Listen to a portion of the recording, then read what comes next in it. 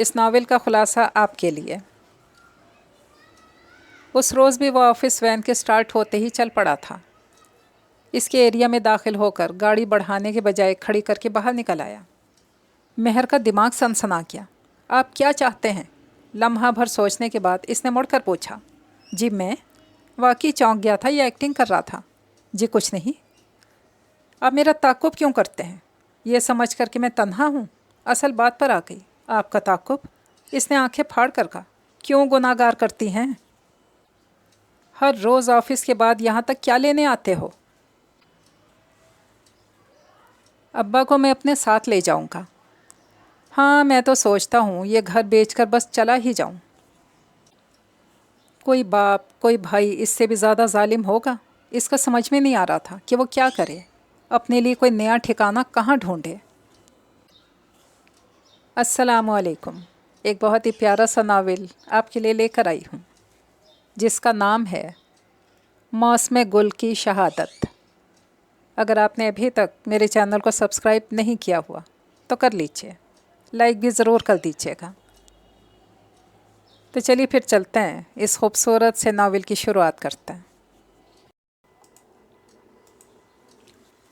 Grey کرولا office when کے start ہوتے ہی رینگنے لگی تھی۔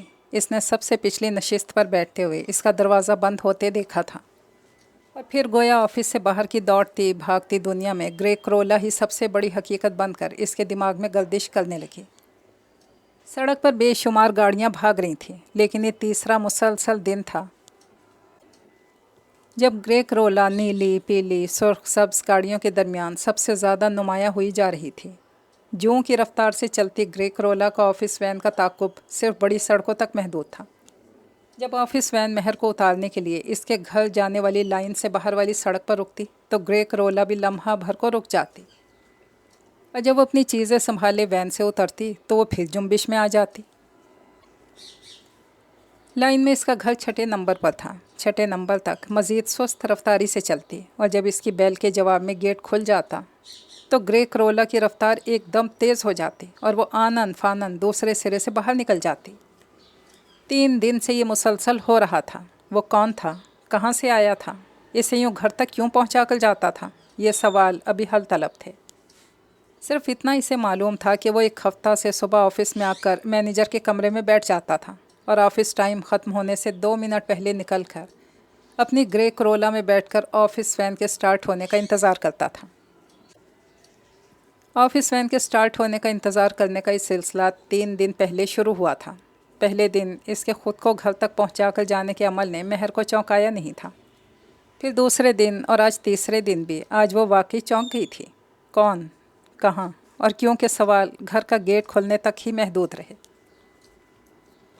گھر کا دروازہ کھلنے کے بعد باہر کی دنیا باہر ہی رہ جاتی تھی، اندر کی دنیا اور تھی۔ اندر کی دنیا کے معمولات، مصروفیات، مسائل بے حد مختلف نوعیت کے تھے۔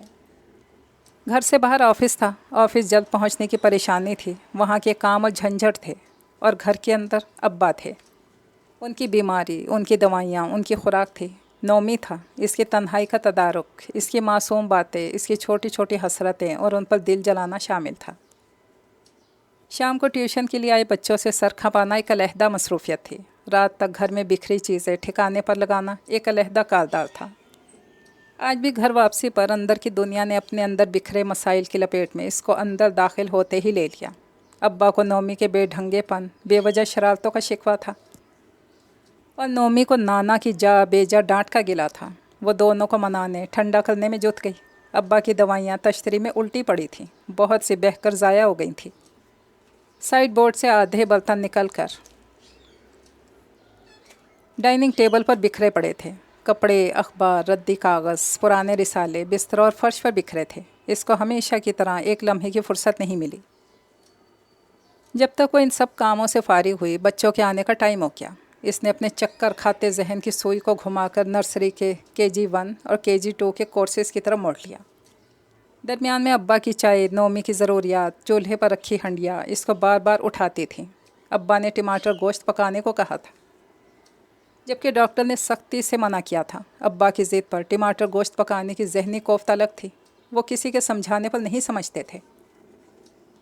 بچوں کے جانے کے بعد اپنی مرمت طلب قمیض اٹھا لائے۔ وہ اس کام کو جمعہ تک ٹالنا چاہتی تھی، لیکن ان کو اپنے کام کے سلسلے میں ہمیشہ جلدی ہوتی تھی۔ رات کے کھانے اور برتنوں سے فارغ ہو کر وہ قمیض لے کر بیٹھ گئی۔ اس کام سے فرصت ملنے پر اس کی تختہ ہوتی کمر اور بند ہوتی آنکھوں نے اس کو اس وقت بھی باہر کی دنیا کی کسی مسئلے کے بارے میں سوچنے کی مہلت نہیں دی۔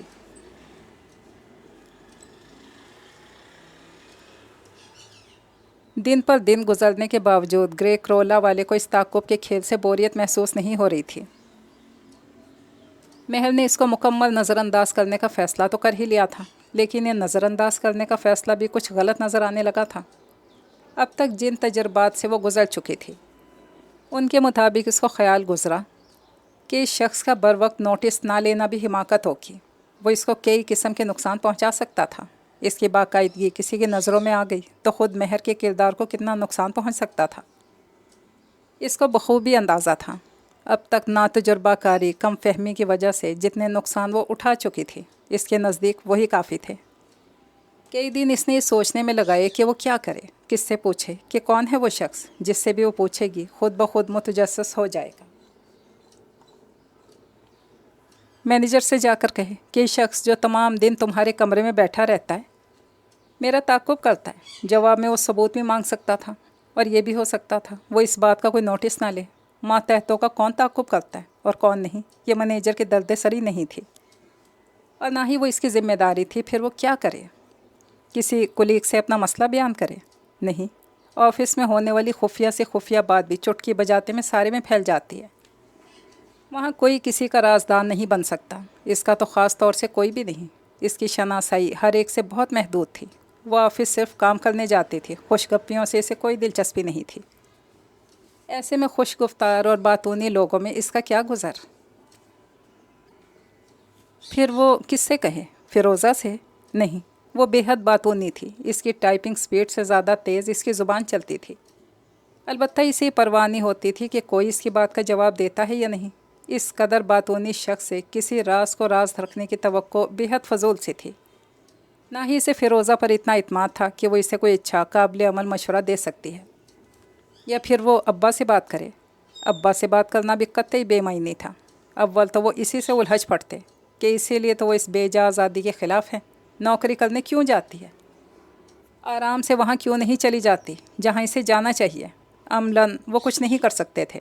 ان کی بیماری، گھر کی حدود کے اندر گزرتی زندگی ان کو کچھ کرنے دے بھی نہیں سکتی تھی۔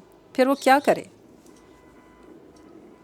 اگر یہی شخص اس کے کالج کے زمانے میں ایسا کرتا، یقیناً خود سے بہت کچھ کر لیتی۔ کم از کم پتھر پھینک کر اس کی گاڑی کا حلیہ تو ضرور ہی بگاڑ دیتی۔ مگر اب حالات کچھ اور تھے، اور وہ ضرورت سے زیادہ محتاط ہو چکی تھی۔ ہر طرف کی بات سوچ کر کوئی راستہ نہ ملنے پر وہ ٹھنڈی ہو کر کسی مناسب موقع کی منتظر ہو گئی۔ اس روز بھی وہ آفس وین کے سٹارٹ ہوتے ہی چل پڑا تھا۔ اس کی لین میں داخل ہو کر وہ گاڑی بڑھانے کے بجائے کھڑی کر کے باہر نکل آیا۔ اس نے کال بیل پر ہاتھ رکھنے سے قبل ادھر ادھر دیکھا۔ لین سنسان تھی۔ ساتھ والی مسز جعفری نے کسی کام سے باہر جھانکا اور مہر کا دماغ سنسنا کیا۔ آپ کیا چاہتے ہیں؟ لمحہ بھر سوچنے کے بعد اس نے مڑ کر پوچھا۔ جی میں؟ وہ واقعی چونک گیا تھا یا ایکٹنگ کر رہا تھا؟ جی کچھ نہیں۔ اس کے چہرے پر کمال حیرت تھی۔ کیا مقصد ہے آپ کا؟ اب اس کی سمجھ میں نہیں آ رہا تھا کہ کیا بات کہے۔ چاہنے اور مقصد رکھنے میں کوئی خاص فرق نہیں۔ نہ میں کچھ چاہتا ہوں نہ کوئی مقصد رکھتا ہوں، اس نے بڑے اطمینان سے گاڑی سے ٹیک لگا کر کہا۔ آپ میرا تعاقب کیوں کرتے ہیں؟ یہ سمجھ کر کہ میں تنہا ہوں۔ اصل بات پر آ گئی۔ آپ کا تعاقب؟ اس نے آنکھیں پھاڑ کر کہا۔ کیوں گناہ گار کرتی ہیں؟ ہر روز آفس کے بعد یہاں تک کیا لینے آتے ہو؟ اس کا اطمینان مہر کو آگ لگا کیا۔ یہاں؟ اس نے اسے غور سے دیکھا۔ اس لیے کہ میرا گھر پچھلی لین میں ہے۔ اپنے گھر کو جانے والے رستوں پہ سے گزرنے سے تو آپ مجھے منع نہیں کر سکتی۔ وہ اس اچانک شروع ہو جانے والی گفتگو سے مزہ لینے لگا تھا۔ مہر کو یقین تھا بکواس کر رہا ہے۔ اس بات کی نفی تو وہ اسی صورت کر سکتی تھی جب اسے معلوم ہوتا پچھلی لین میں کون رہتا ہے اور کون نہیں۔ بہرحال آپ یہ مت سمجھیں کہ میں تنہا ہوں اور کوئی اس سے فائدہ اٹھا سکتا ہے۔ اس نے مڑ کر کال بیل پر ہاتھ رکھتے ہوئے کہا۔ یہی تو میں نہیں چاہتا کہ کوئی آپ کو تنہا سمجھے اور کوئی فائدہ اٹھانے کی کوشش کرے، اسی لیے تو یہاں تک آپ کی حفاظت کی خاطر چلا آتا ہوں۔ صبح میری آنکھ دیر سے کھلتی ہے، वरना यकीन कीजिए सुबह ही इस गलत फहमी का शिकार किसी को ना होने दूँ। अब्बा की गेट खोलने तक वो अपनी आखिरी बात करके गाड़ी में बैठकर हवा हो गया। यह आखिरी बात बिल्कुल गैर मुतवक्के से थी। घर के अंदर की मसरूफियत भी मेहर के जहन से इस आखिरी बात को महव ना कर पाई। इसे खुद पे गुस्सा आने लगा। इतने आराम से बात करने की क्या ज़रूरत थी? सीधे स्वभाव बात करना चाहिए थी कि बाज आ जाओ वरना मोहल्ले भर से जूते टिकवा दूंगी। लेकिन अब वक्त निकल चुका था और मौका भी। इस रोज़ इसे हर काम से बेजारी होने लगी। इसने बेवजह नोमी को डांटा, फिर रात तक इसके री री पर इसे बहलाना पड़ा। अगले रोज़ इसे एहसास हुआ कि कल वो मौका नहीं था जिसे इसने मौका बना लिया था। इस दिन इसके धीमे लहजे पर गालबंद शेर हो गया था।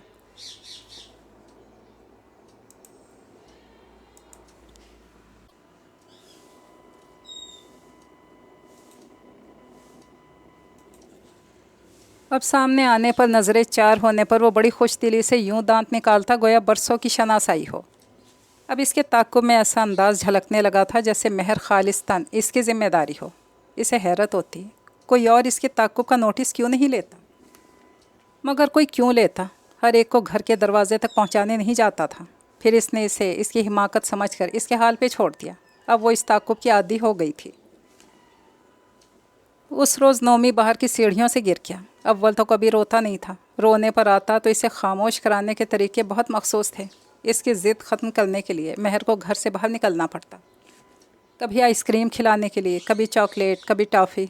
इस रोज़ भी इसको खामोश कराने की यही एक सूरत बाकी रह गई थी। अब्बा को खाना देकर वो इसको लिए पिछले दरवाजे से बाहर निकल आई। पिछली लाइन के जनरल स्टोर पर बहुत से लोग खड़े थे। नोमी आइसक्रीम लेना चाहता था और फ्रीज़र के गिर्द रश था। माथे तक आए दुपट्टे को कान के पीछे उड़स कर वो नोमी को लेकर पीछे से इसके कंधों पर हाथ रखे रश छटने की मुंतज़िर थी। जब ही इसकी नज़र उस पर पड़ी, अब ये चेहरा इतना अजनबी नहीं लग रहा था। वो जेब से पैसे निकाल रहा था। एक नज़र देखने पर ही महर को महसूस हुआ कि उस रोज़ वो बकवास नहीं कर रहा था। इसकी मलगी जैसी पतलून, आम सी शर्ट और घरेलू स्लीपर से इसे अंदाज़ा हुआ कि वो वाकई कहीं करीब ही रहता था।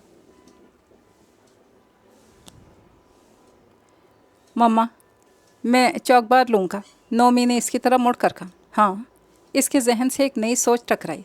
नोमी के ज़रिए से, यकीनन नोमी के ज़रिए से वो इसको एहसास दिला सकती थी कि वो 18-19 साल की कम उम्र ना तजुर्बाकार लड़की नहीं है, बल्कि एक 3 साला बच्चे की माँ है। इसलिए इसका ताक़ुब फजूल है।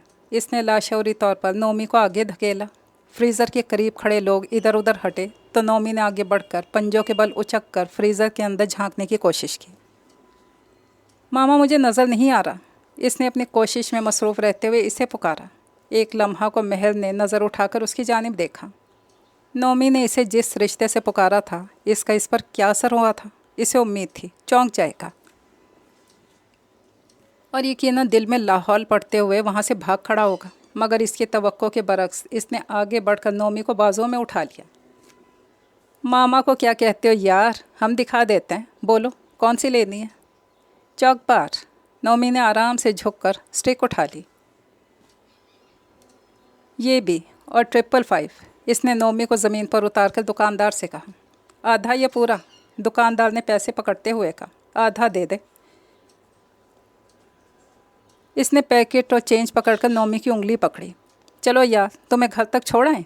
बेहद शुक्रिया आपका, आपने मुझे रश में आगे बढ़ने से बचा लिया। ये लीजिए चौक बार के पैसे। मेरे पास चेंज नहीं है। इसकी ढिठाई पर नाहित तहम्मुल से काम लेते हुए महर ने 5 रुपये इसकी तरफ बढ़े।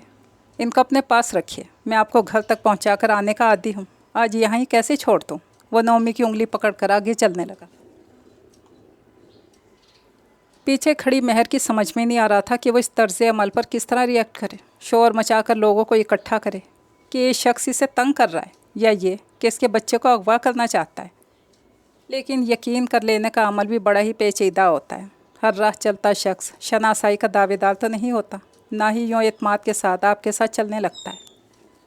बिलफर्ज लोग यकीन कर भी लें तो इसका जो हाल करेंगे खुद इसकी ज़ात किस तरह ज़ेरे बहस आएगी। ये बात सोचने में इससे बमुश्किल आधा मिनट लगा। फिर वो चप्पल घसीटती इसके पीछे चलती।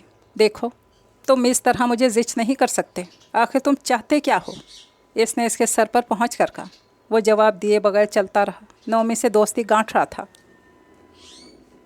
اچھا تو آپ گھر گئے تھے؟ آپ گر گئے تھے، چوٹ لگی تھی؟ اوفو، ماما نے ڈانٹا بھی تھا، بہت ظالم ہے ماما۔ مہر کا دل چاہا کہ بچے کا ہاتھ زبردستی کھینچ لے، لیکن وہ نومی کے سوال جواب سے پہلے ہی تنگ رہتی تھی۔ یہ حرکت اس کے ذہن میں کیا کچھ کل بلائے گی یہ وہ نہیں جانتی تھی۔ دیکھو تم جو بھی ہو، خدا کے واسطے میرا پیچھا چھوڑ دو، اس نے تیزی سے چلتے ہوئے کہا۔ میں تمہارا کیا لیتا ہوں؟ بتاؤ، میں نے تمہارا کیا نقصان کیا؟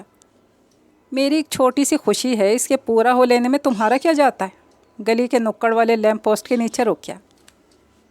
تم آرام سے میری بات سمجھ لو، ورنہ، اس نے اس کی کہی انسنی نکلتی، ورنہ تم کیا کر لو گی؟ اس کا لہجہ گستاخ تر ہو گیا۔ وہ تو جب میں کروں گی تبھی تم دیکھو گے۔ بظاہر اس نے دانت پیس کر کہا، اندر ہی اندر وہ اس کے لہجے پر لرز گئی تھی۔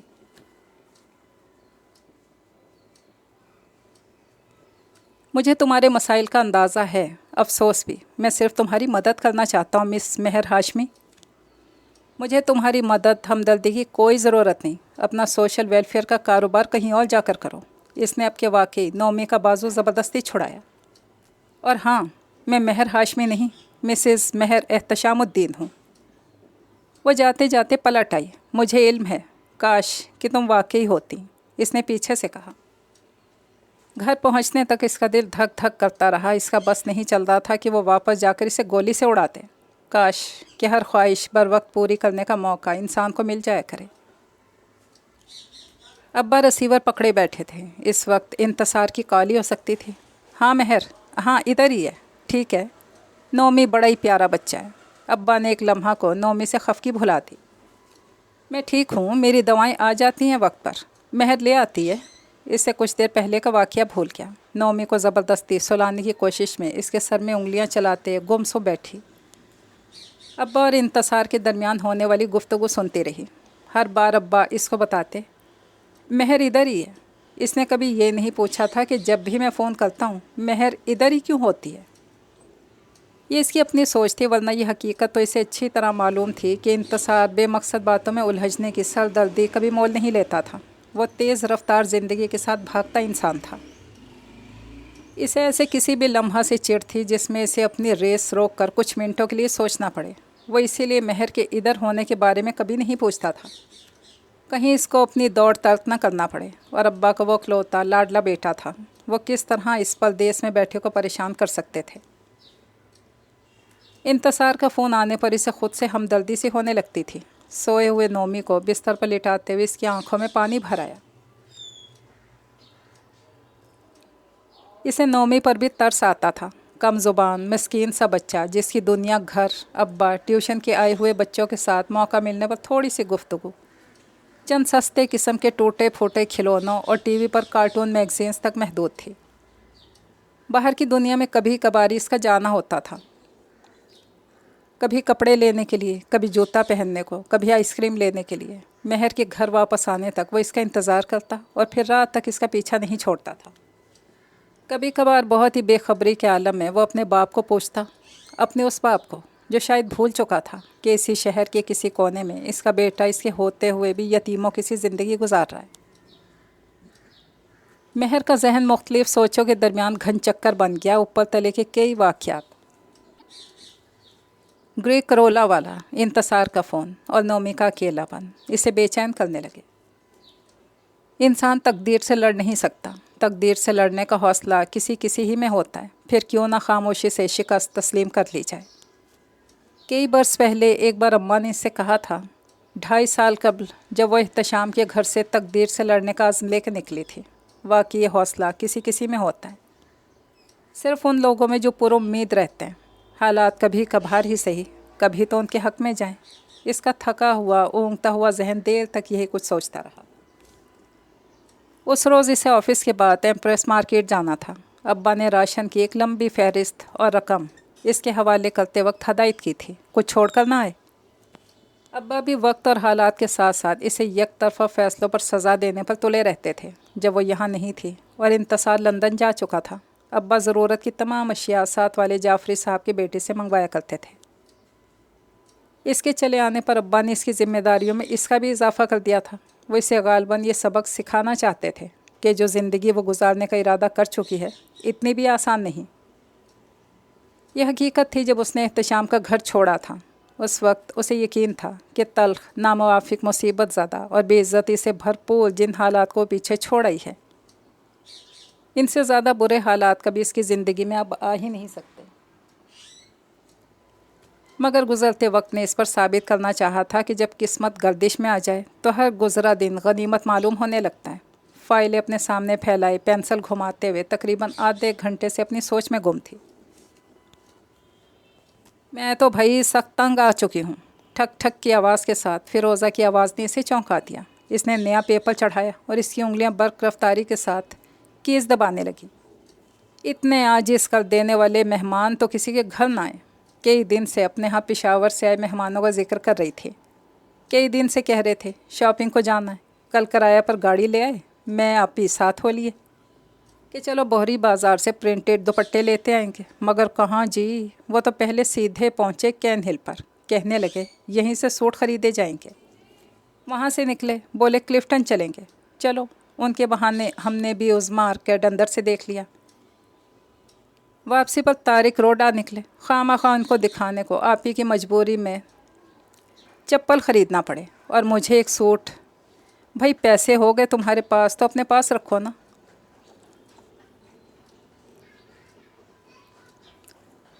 اور پھر گوشت کے بغیر کھانا حلق سے نہیں اترتا، فروٹ نہ ہو تو لنچ ڈنر مکمل نہیں ہوتا۔ ہماری تو بھائی سب کی تنخواہیں ان کی چونچلوں کی نظر ہی ہو گئی۔ اس کی زبان بھی اسی برق رفتاری سے چل رہی تھی۔ وہ کچھ دیر کو خاموش ہوئی تو مہر نے اپنی سوچ کا سلسلہ جوڑنا شروع کیا۔ تبھی وہ ان کے قریب سے گزر کر مینیجر کے کمرے میں گھس گیا۔ میں کئی دن سے ان موصوف کو ڈیٹیکٹ کرنے میں لگی ہوئی ہوں۔ نیا پیپر چڑھا کر فیروزہ دوبارہ سے شروع ہوئی۔ نثار سے معلوم ہوا کہ یہ تیمور حسن ہے، اقبال حسن صاحب کا بھتیجا۔ آج کل سارا کام سمجھنے کی خاطر یہاں آتا ہے، مطلب انڈر ٹریننگ ہے۔ نثار کہہ رہا تھا جب یہ سب سمجھ جائے گا تو منصوری صاحب خود پروڈکشن سائٹ پر چلے جائیں گے اور چارج اس کو دے دیں گے۔ اوفو، اس نے جھلا کر پینسل میز پر دے ماری۔ پہلے کم الجھنے، جو یہ مصیبت مستقل طور پر سر پر مسلط ہو جائے گی۔ وہ بیزار ہونے لگی۔ کیا کیا جائے؟ اس نے کچھ دیر بعد سنجیدگی سے سوچا۔ لمحہ بھر میں اس کے ذہن کی اسکرین پر نیا نقشہ ابھرا۔ جس دن اس مصیبت نے چارج لیا اسی دن وہ نوکری چھوڑ کر چلی جائے گی۔ کتنا دل خوش کن تصور ہے، محض ایک ناپسندیدہ شخص کی خاطر در در کی ٹھوکریں کھا کر ملی ہوئی نوکری چھوڑ دی جائے۔ ایسی باتیں تصور میں کتنی بھلی معلوم ہوتی ہیں۔ آپ کو وہ شخص ناپسند ہے، آپ اس سے نفرت کا اظہار اور گئے دنوں کی الجھن کا بدلہ اس کے منہ پر استعفیٰ مار کر کرتے ہیں۔ یہ پڑی ہے تمہاری نوکری، ہمیں کوئی پرواہ نہیں، ایسی دسیوں نوکریاں ہمارے قدموں میں۔ اسی قسم کے جملے دہرا کر اپنی راہ لیتے ہیں، لیکن تصور سے باہر، آفس کی دنیا سے باہر، ٹھنڈے پرسکون ماحول سے باہر، انگارے برساتے، چلچلاتی دھوپ اور ایسی زندگی کا بھیانک افریت جو آپ کو کاٹنے کو دوڑتا ہے۔ کاش ہم وہ سب کر سکیں جو ہم سوچتے ہیں۔ پھر رضوی صاحب نے اس کی سوچ کو توڑا۔ ان کی باتیں بہت مخصوص تھیں۔ وہ پاکستان کے ہر نئے پیدا ہونے والے بچے کے سر پر چڑھے قرض سے بات شروع کرتے تھے۔ ان کی ساری گفتگو کا سلسلہ خود اپنی تنگ دستی اور بڑھتی ضروریات پر آ کر ختم ہوتا۔ وہ اپنی ساری تنخواہ ایڈوانس میں مانگ مانگ کر ختم کر چکے ہوتے۔ ایسی گفتگو کا متمع نظر منمناتی آواز میں ادھار مانگنا ہوتا تھا۔ مہر کے پاس آ کر جب وہ اپنی فریاد کی تمہید ہی باندھ رہے ہوتے، وہ کوئی بہانہ کر کے اٹھ جاتی۔ ان کے مانگے ادھار کی شرح اس کی جیب سے کہیں زیادہ ہوتی۔ آفس ٹائم ختم ہونے کو تھا۔ وہ ٹائم ختم ہونے آفس وین کے چلے جانے کا انتظار کر رہی تھی۔ آج اس کو بازار جانا تھا۔ اگر وہ وہیں اس کا تعاقب کرتا پہنچ جاتا تو سب اشیاء خریدنے میں نہ جانے کتنی دیر لگ جاتی۔ اپنے مخصوص وقت پر وہ مینیجر کے کمرے سے باہر نکلا۔ وہ بڑی توجہ سے رضوی صاحب کا تبصرہ سن رہی تھی۔ آفس ٹائم ختم ہونے پر دوسرے لوگوں کے ساتھ جب وہ نہیں اٹھی تو وہ جو 2 منٹ سے باہر جانے والے راستے کے ساتھ چپکا کھڑا تھا، چونک گیا۔ رضوی صاحب آفس وین سے گھر نہیں جاتے تھے، اس لیے ان کو اس کے چلے جانے سے کوئی فرق نہیں پڑتا تھا۔ وہ اپنی بات کہتے رہے۔ جب تقریباً سب لوگ آفس سے نکل گئے تو وہ جو عجوبہ بنا کھڑا تھا جھلا کر باہر نکل گیا۔ سامنے کی شیشے کی دیوار سے اس نے گرے کرولا ہلتے ہوئے دیکھی، بڑے اطمینان سے اٹھی۔ اصل میں رضوی صاحب میرے پاس تو آج کچھ نہیں بچے گا، آج تو مجھے خود بھی بازار جانا ہے۔ اپنا بیگ کندھے پر ڈالتے اس نے معذرت کی اور رضوی صاحب کو بھونچکا چھوڑ کر باہر نکل آئی۔ بہت دنوں سے تعاقب کا یہ کھیل جاری تھا، نہ تعاقب کرنے والے کو کچھ حاصل ہو رہا تھا، نہ وہ اسے پیچھا چھڑانے میں کامیاب ہو پا رہی تھی۔ آج اپنے منصوبے میں کامیاب ہونے کو وہ بشاشت محسوس کر رہی تھی۔ اس نے بہت دنوں کے بعد ذہنی سکون کے ساتھ شاپنگ کی، ابا کی بتائی ساری چیزیں خرید کر ٹیوشن کے ٹائم تک گھر پہنچی۔ اس کے بیل دینے پر دروازہ ابا نے کھولا۔ مختصر سے لان میں میز کرسیاں بچھی تھیں اور چائے سجی تھی۔ سامنے کی کرسی پر نومی کی گود میں چڑھا وہ بلا شبہ وہی بیٹھا تھا۔ شاپنگ بیگز پر اس کی گرفت ڈھیلی پڑ گئی۔ اسے یوں محسوس ہوا جیسے ریفری نے اس کا کچھ دیر پہلے جیتنا پوائنٹ منسوخ کر دیا ہو۔ مردہ قدموں سے وہ ابا کے پیچھے چلتی ادھر آ گئی۔ مما، یہ انکل یہاں ہمارے گھر آ گئے۔ نومی نے اس کو دیکھ کر اس کی شناخت کرانا چاہیے۔ یہ تیمور ہے، پچھلی لائن میں رہتا ہے۔ آج کہنے لگا، آپ کے گلاب بہت خوبصورت ہیں، مجھے کچھ کلمے دے دیجیے۔ میں نے کہا، آؤ میاں چائے پی لو، بڑا ہی دلچسپ آدمی ہے۔ ابا نے بہت عرصے بعد خوش دلی سے بات کی تھی۔ وہ فاتحانہ نظروں سے مہر کو دیکھ رہا تھا۔ تم خرید لائیں سب کچھ؟ اب ابا نے اس کے ہاتھ میں پکڑے تھیلے دیکھے۔ لاؤ، یہ میں اندر رکھا ہوں، تم چائے پیو۔ ابا تھیلے اٹھا کر اندر چلے گئے۔ آپ نے مجھ سے پیچھا چھڑانا چاہا تھا، دیکھیے میں نے آپ کا کیسا پیچھا کیا، اس نے مسکرا کر کہا۔ کسی کے گھر میں زبردستی گھسنے کا حق آپ کو نہیں ہونا چاہیے، اس نے کہا۔ زبردستی؟ ارے کیسی زبردستی؟ وہ ہنسا۔ مجھے تو آپ کی ابا نے خود بلایا ہے، اور پھر یہ نومی، یہ تو میرا بہت ہی دوست ہو گیا ہے۔ اس کا کیا ہے، یہ تو ہر ایک سے دوستی گانٹ لیتا ہے۔ چلو اترو گود سے نومی۔ غصہ ہمیشہ کمزور پر ہی نکلتا ہے۔ وہ ماں کے سخت لہجے سے ہمیشہ خوفزدہ ہو جاتا تھا۔ ایک سیکنڈ میں اس کی گود سے اتر کر اس تک پہنچ گیا۔ ویسے اس میں بچے کا کوئی قصور نہیں، میں ہی ذرا مستقل مزاج واقع ہوا ہوں، اس نے پھر کھنکتی آواز میں کہا۔ وہ چائے پیے بغیر اندر آ گئی۔ ابا کی عادت ہمیشہ سے ایسی ہی تھی۔ اول تو انہیں کوئی پسند آتا ہی نہیں تھا، اگر کوئی پسند آ جاتا پھر وہ ہر وقت اس کی تعریف میں رطب السان رہتے۔ یہی اب کی بار ہوا۔ تیمور بہت عرصے کے بعد انہیں ایسا شخص لگا تھا جس کو پسند کیا جا سکتا تھا۔ اس نے آفس کے بعد گھر تک مہر کو پہنچانے کی ذمہ داری چھوڑی ہی نہیں تھی۔ اب یوں ہونے لگا، ادھر وہ گھر آتی، کچھ دیر بعد اس کے پیچھے پیچھے وہ بھی چلا آتا۔ شام کی چائے ابا کے ساتھ پیتا، نومی کے ساتھ کھیلتا، اس کو لطیفے سناتا۔ ابا اور نومی اس کے آنے پر کھل اٹھتے، اور تو اور مہر سے پڑھنے کے لیے آنے والے بچے بھی اس کے گرویدہ ہو گئے۔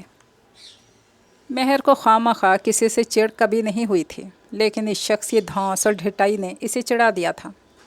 ایک عرصہ سے اس کی خواہش تھی کہ نومی بھی دوسرے بچوں کی طرح ہنسے، مسکرائے، کھیلے، ہر وقت ڈرا اور سہما نہ رہے۔ خود اس کو اتنی فرصت نہیں ملتی تھی کہ اس کے ساتھ بیٹھ کر کھیلے، اسے کہانیاں سنائے۔ جمعے کا دن ابا کی خوشنودی اور خوشی حاصل کرنے میں گزر جاتا تھا۔ ایسے میں اب اگر نومی خوش رہنے لگا تھا تو اس پر بے وجہ چڑچڑاہٹ سوار ہو گئی۔ یہ کیسا ڈھیٹ شخص تھا، جانتے ہوئے بھی مجھے اس کی شکل سے بھی نفرت ہونے لگی ہے، زبردستی گھسا چلا آتا ہے، وہ اکثر سوچتی۔ لیکن اس ڈھیٹ شخص کو قطعی یہ پرواہ نہیں تھی کہ وہ اس کے بارے میں کیا سوچتی ہے۔ مزے سے شام کو آتا، ابا اور نومی کو چند گھنٹے کی ذہنی تفریح دے کر چلا جاتا۔ پھر اس نے واقعی منیجر کا چارج لے لیا، سب اسٹاف کا اسے تعارف کروایا کیا۔ استعفیٰ اس کے منہ پر دے مارنے کی خواہش دل میں دبائے مہر کو خوش اخلاقی سے کام لینا پڑا۔ ایک عرصہ سے وہ خلاف طبیعت کام کرنے کی عادی ہو چلی تھی۔ اس رات وہ نومی کو کھانا کھلا رہی تھی جب انتصار کا فون آیا۔ ابا ہاتھ دھو رہے تھے، اس نے فون اٹھایا۔ 2.5 سال میں ایسا موقع کبھی نہیں آیا تھا کہ اس نے انتصار کا فون ریسیو کیا ہو۔ نہ ہی کبھی اس نے ابا سے کہا تھا کہ مجھے مہر سے بات کرنا ہے۔ کیا حال ہے؟ تمہارے بیٹے کا کیا حال ہے؟ ابا کہاں ہیں؟ بمشکل 3 جملے ادا کر کے اس نے ابا کو بلانے کا کہہ دیا۔ ابا حسب معمول خوش دلی سے بات کر رہے تھے۔ فون بند کر کے وہ کھانے کی میز پر آ بیٹھے۔ انتصار پوچھ رہا تھا کہ مہر نے کب جانا ہے اپنے گھر، کب تک رہے گی یہاں؟ چمچ منہ تک لے جانے سے پہلے انہوں نے وہ بات جو ایک عرصے سے وہ خود اس سے نہیں کہہ پا رہے تھے، انتصار کے حوالے سے کہتی۔ اس کا ہاتھ رکا کا رکا رہ گیا۔ انتصار کون ہوتا ہے پوچھنے والا؟ اس نے نوالا واپس پلیٹ میں رکھ کر سوچا۔ ابا کی کھانا ختم کرنے تک دم بخود بیٹھی رہی. برتن سمیٹ کر اس نے سنک میں ڈال دیا. صبح جمعہ تھا اور اس کا برتن دھونے کو بالکل دل نہیں چاہ رہا تھا، اس لیے یوں ہی چھوڑ کر چلی آئی. نومی کو سلانے کی کوشش کے دوران بھی ابا کا جملہ ٹھک ٹھک کرتا اس کے دماغ میں بجتا رہا. انتصار کو کیا حق ہے یہ پوچھنے کا کہ اسے کب تک یہاں رہنا ہے؟ وہی تو تھا جو اس کی زندگی داؤ پر لگا کر خود مزے سے لندن چلا گیا تھا. اصل قصور تو اس کا تھا یا ابا کا؟ کبھی کبھار اس کو اس سارے قصے میں ابا ہی قصوروار نظر آتے. جب سے اس نے ہوش سنبھالا تھا اس نے انتصار کو ہمیشہ ہی خود پر فوقیت ملتے دیکھا تھا. ابا کو ہمیشہ سے اس سے نامحسوس سی چڑ تھی.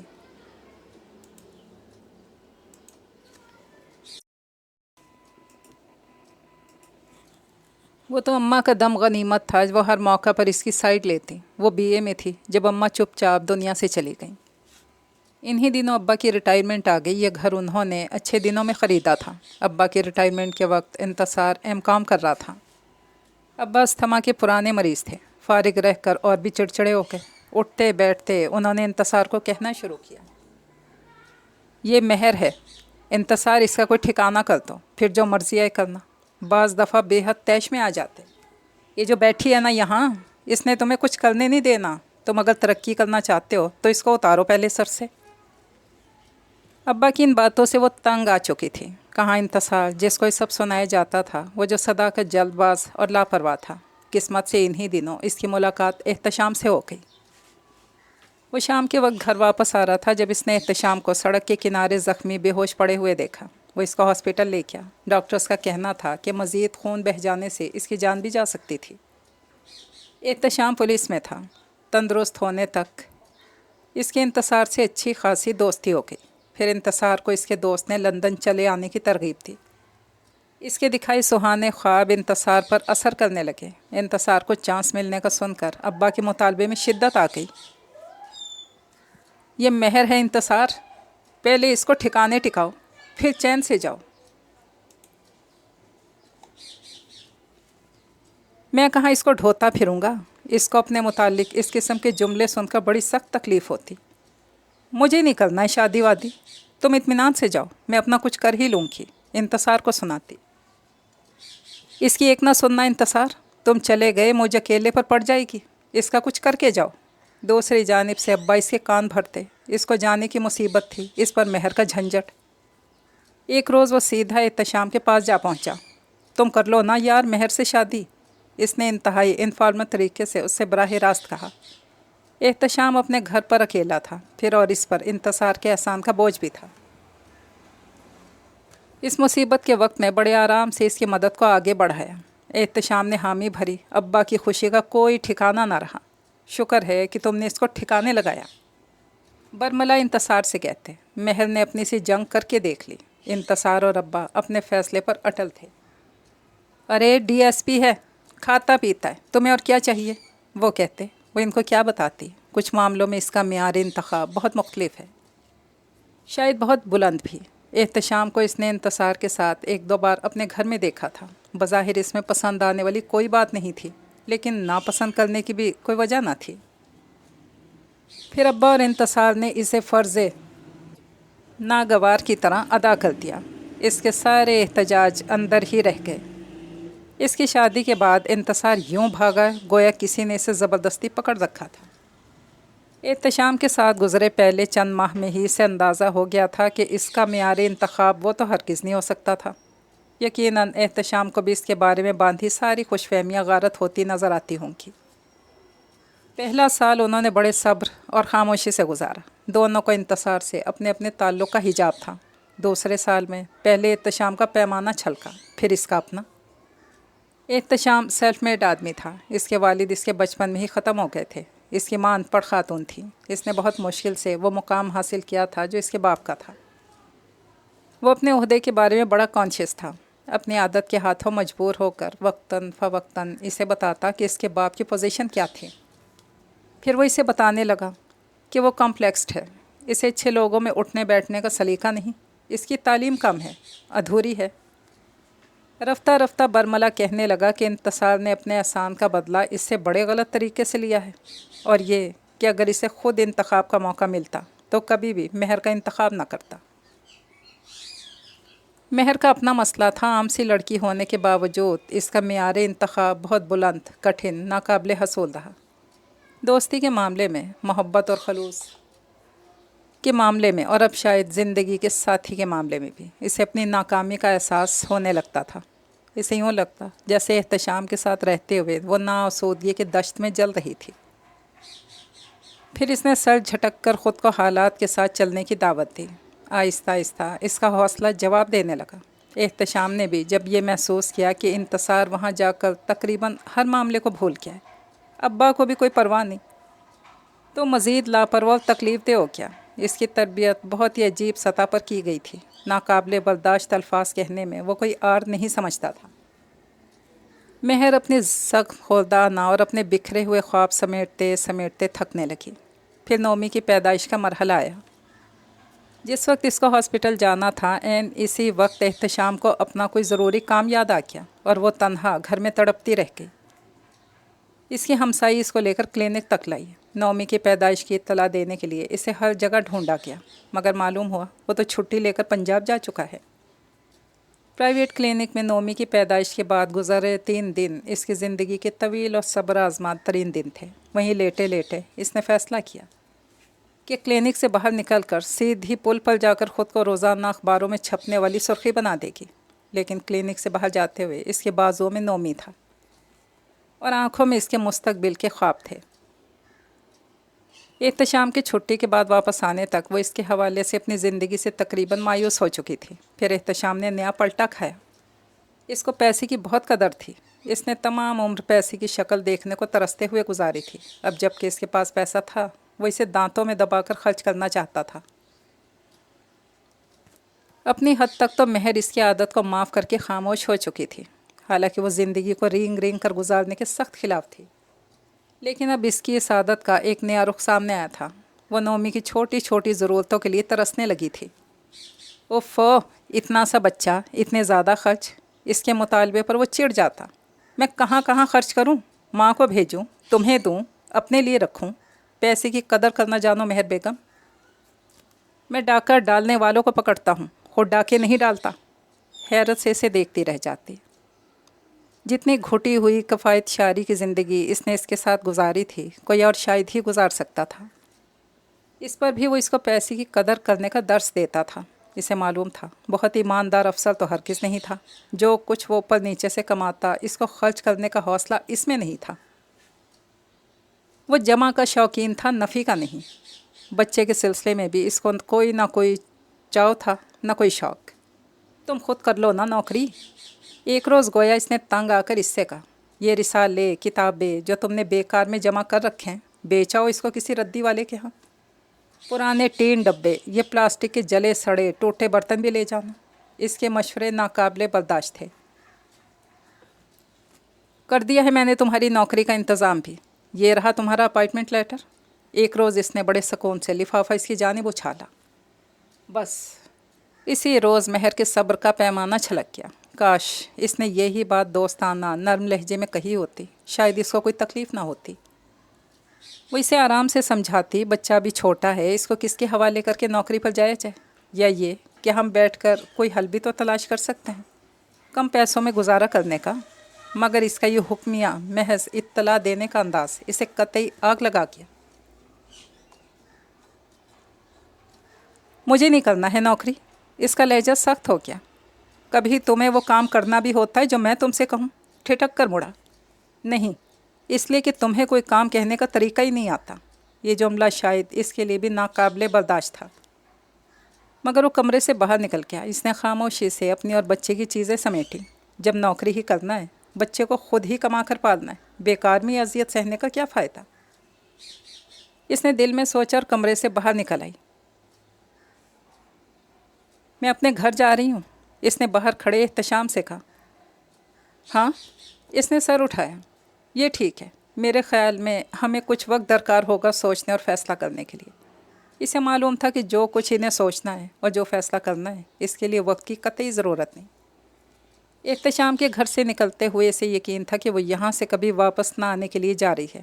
یہ اس کی زندگی کا واحد اہم فیصلہ تھا جو اس نے خود اپنے لیے کیا تھا۔ لیکن ابا کو اس سے اس قدر خود مختاری کی توقع نہیں تھی۔ اس کے آنے کے بعد سے لے کر اب تک وہ پہلے پہل کھلم کھلا اور اب نسبتاً ڈھکے چھپے لفظوں میں سے جتا چکے تھے کہ اسے اپنی غلطی تسلیم کرتے ہوئے واپس جانا ہی پڑے گا، مگر وہ وہاں سے حالات سے لڑنے کا عزم لے کر آئی تھی۔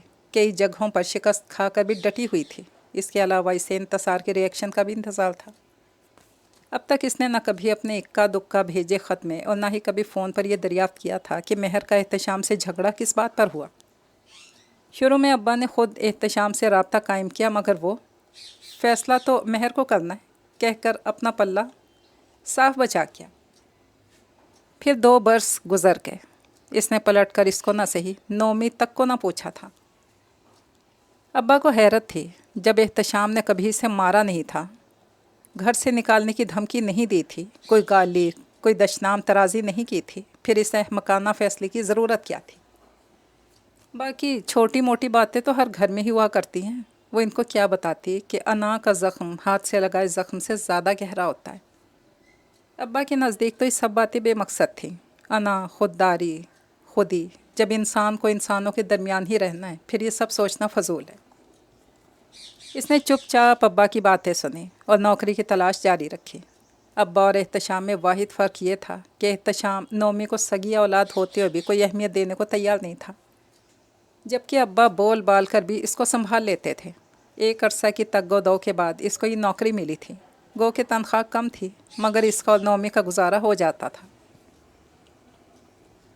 اور اب جب اس نے ذرا سے قدم جما کر سامنے دیکھنا شروع کیا ہی تھا تو انتصار کو یکدم کیا تکلیف ہونے لگی تھی، جو وہ پوچھ رہا تھا کہ اس کو کب تک یہاں رہنا ہے۔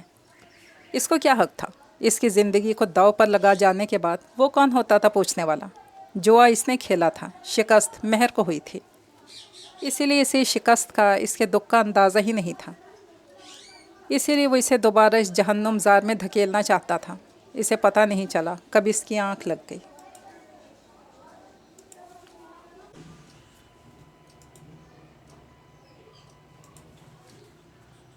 اگلے روز صبح ہی نومی نے بستر سے چھلانگ لگاتے فرش پر گر کر اپنا ماتھا اور ٹھوڑی پھاڑ لی۔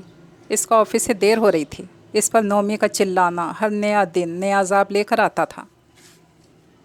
قریبی کلینک سے اس کی ڈریسنگ کروا کر اسے سلانے تک پون گھنٹہ لیٹ ہو چکی تھی۔ آفس پہنچنے تک آدھا گھنٹہ مزید لگ گیا۔ مینیجر نے 3 دفعہ پوچھا، تم اب تک کیوں نہیں آئی؟ پھر روزانہ سے دیکھے بغیر اپنی کھٹ کھٹ کے دوران بتایا۔ اس کو پوچھنے کی کیا ضرورت ہے، کبھی کبھار تو دیر ہو ہی جاتی ہے، اس نے جلے بھنے لہجے میں کہا۔ نومی کی چوٹ اور اس کو تنہا چھوڑ آنے کی پریشانی الگ تھی۔ بھائی وہ ایڈمنسٹریٹر ہے، اس کو حق ہے پوچھنے کا۔ ویسے جو بھی ذرا سا غائب ہوتا ہے فوراً اس کی طلبی ہو جاتی ہے۔ بہت ذمہ دار ہے، بڑا ہی سخت۔ روزانہ پورے آفس کا راؤنڈ لینے کا عادی تھا۔ اس روز راؤنڈ لیتے لیتے اس کی میز کے قریب آ کر رک گیا۔ آج آپ لیٹ ہو گئی مس ہاشمی؟ اس کو کتنی بار باور کرانا پڑے گا میں مس ہاشمی نہیں ہوں، اس نے دل میں سوچا۔ وہ دراصل سر، میرے بیٹے کو چوٹ آ گئی تھی صبح صبح، جس کے روزانہ گھر چلے آنے پر وہ بیزاری سے سارے کام کرتی، چیزیں پٹکتی پھرتی تھی۔ اس کو سر کرنا اور اس بیٹے کی چوٹ کے بارے میں بتانا، جس کا وہ اچھا خاصا دوست بن چکا تھا اور جس سے وہ اپنے بیٹے کا پیچھا نہیں چھڑا سکی تھی، کتنا عجیب لگ رہا تھا۔ اوہ، تو پھر آپ کیوں چلی آئیں؟ چھٹی لے لیتی۔ سر ہلاتا آگے بڑھ گیا۔ شکر تھا کہ وہ رکا نہیں یا نومی کی چوٹ کا سن کر احمقانہ سوالات نہیں کرنے لگا تھا، جن سے ظاہر ہوتا کہ وہ آفس سے باہر بھی اس سے آشنائی ہے۔ بڑی فیاضی دکھا رہا تھا۔ فیروزہ نے کرسی پر گر کر نیا کاغذ چڑھایا۔ ہاں، امپریشن ڈالنے کی خاطر، اس نے بے دھیانی میں جواب دیا۔ وہ دن اس نے آفس میں بہت مشکل سے گزارا۔ حیرت کی بات یہ تھی کہ واپسی پر گرے کرولا آفس وین کے پیچھے نہیں لگی۔ اس کا ذہن نومی میں الجھا ہوا تھا، وہ اڑ کر گھر پہنچنا چاہتی تھی، اسی لیے اس نے کرولا کی عدم موجودگی پر غور ہی نہیں کیا۔ اس کے بیل دینے پر ابا نے گیٹ کھولا۔ آج نومی اس کے انتظار میں سیڑھیوں پر نہیں لٹکا ہوا تھا۔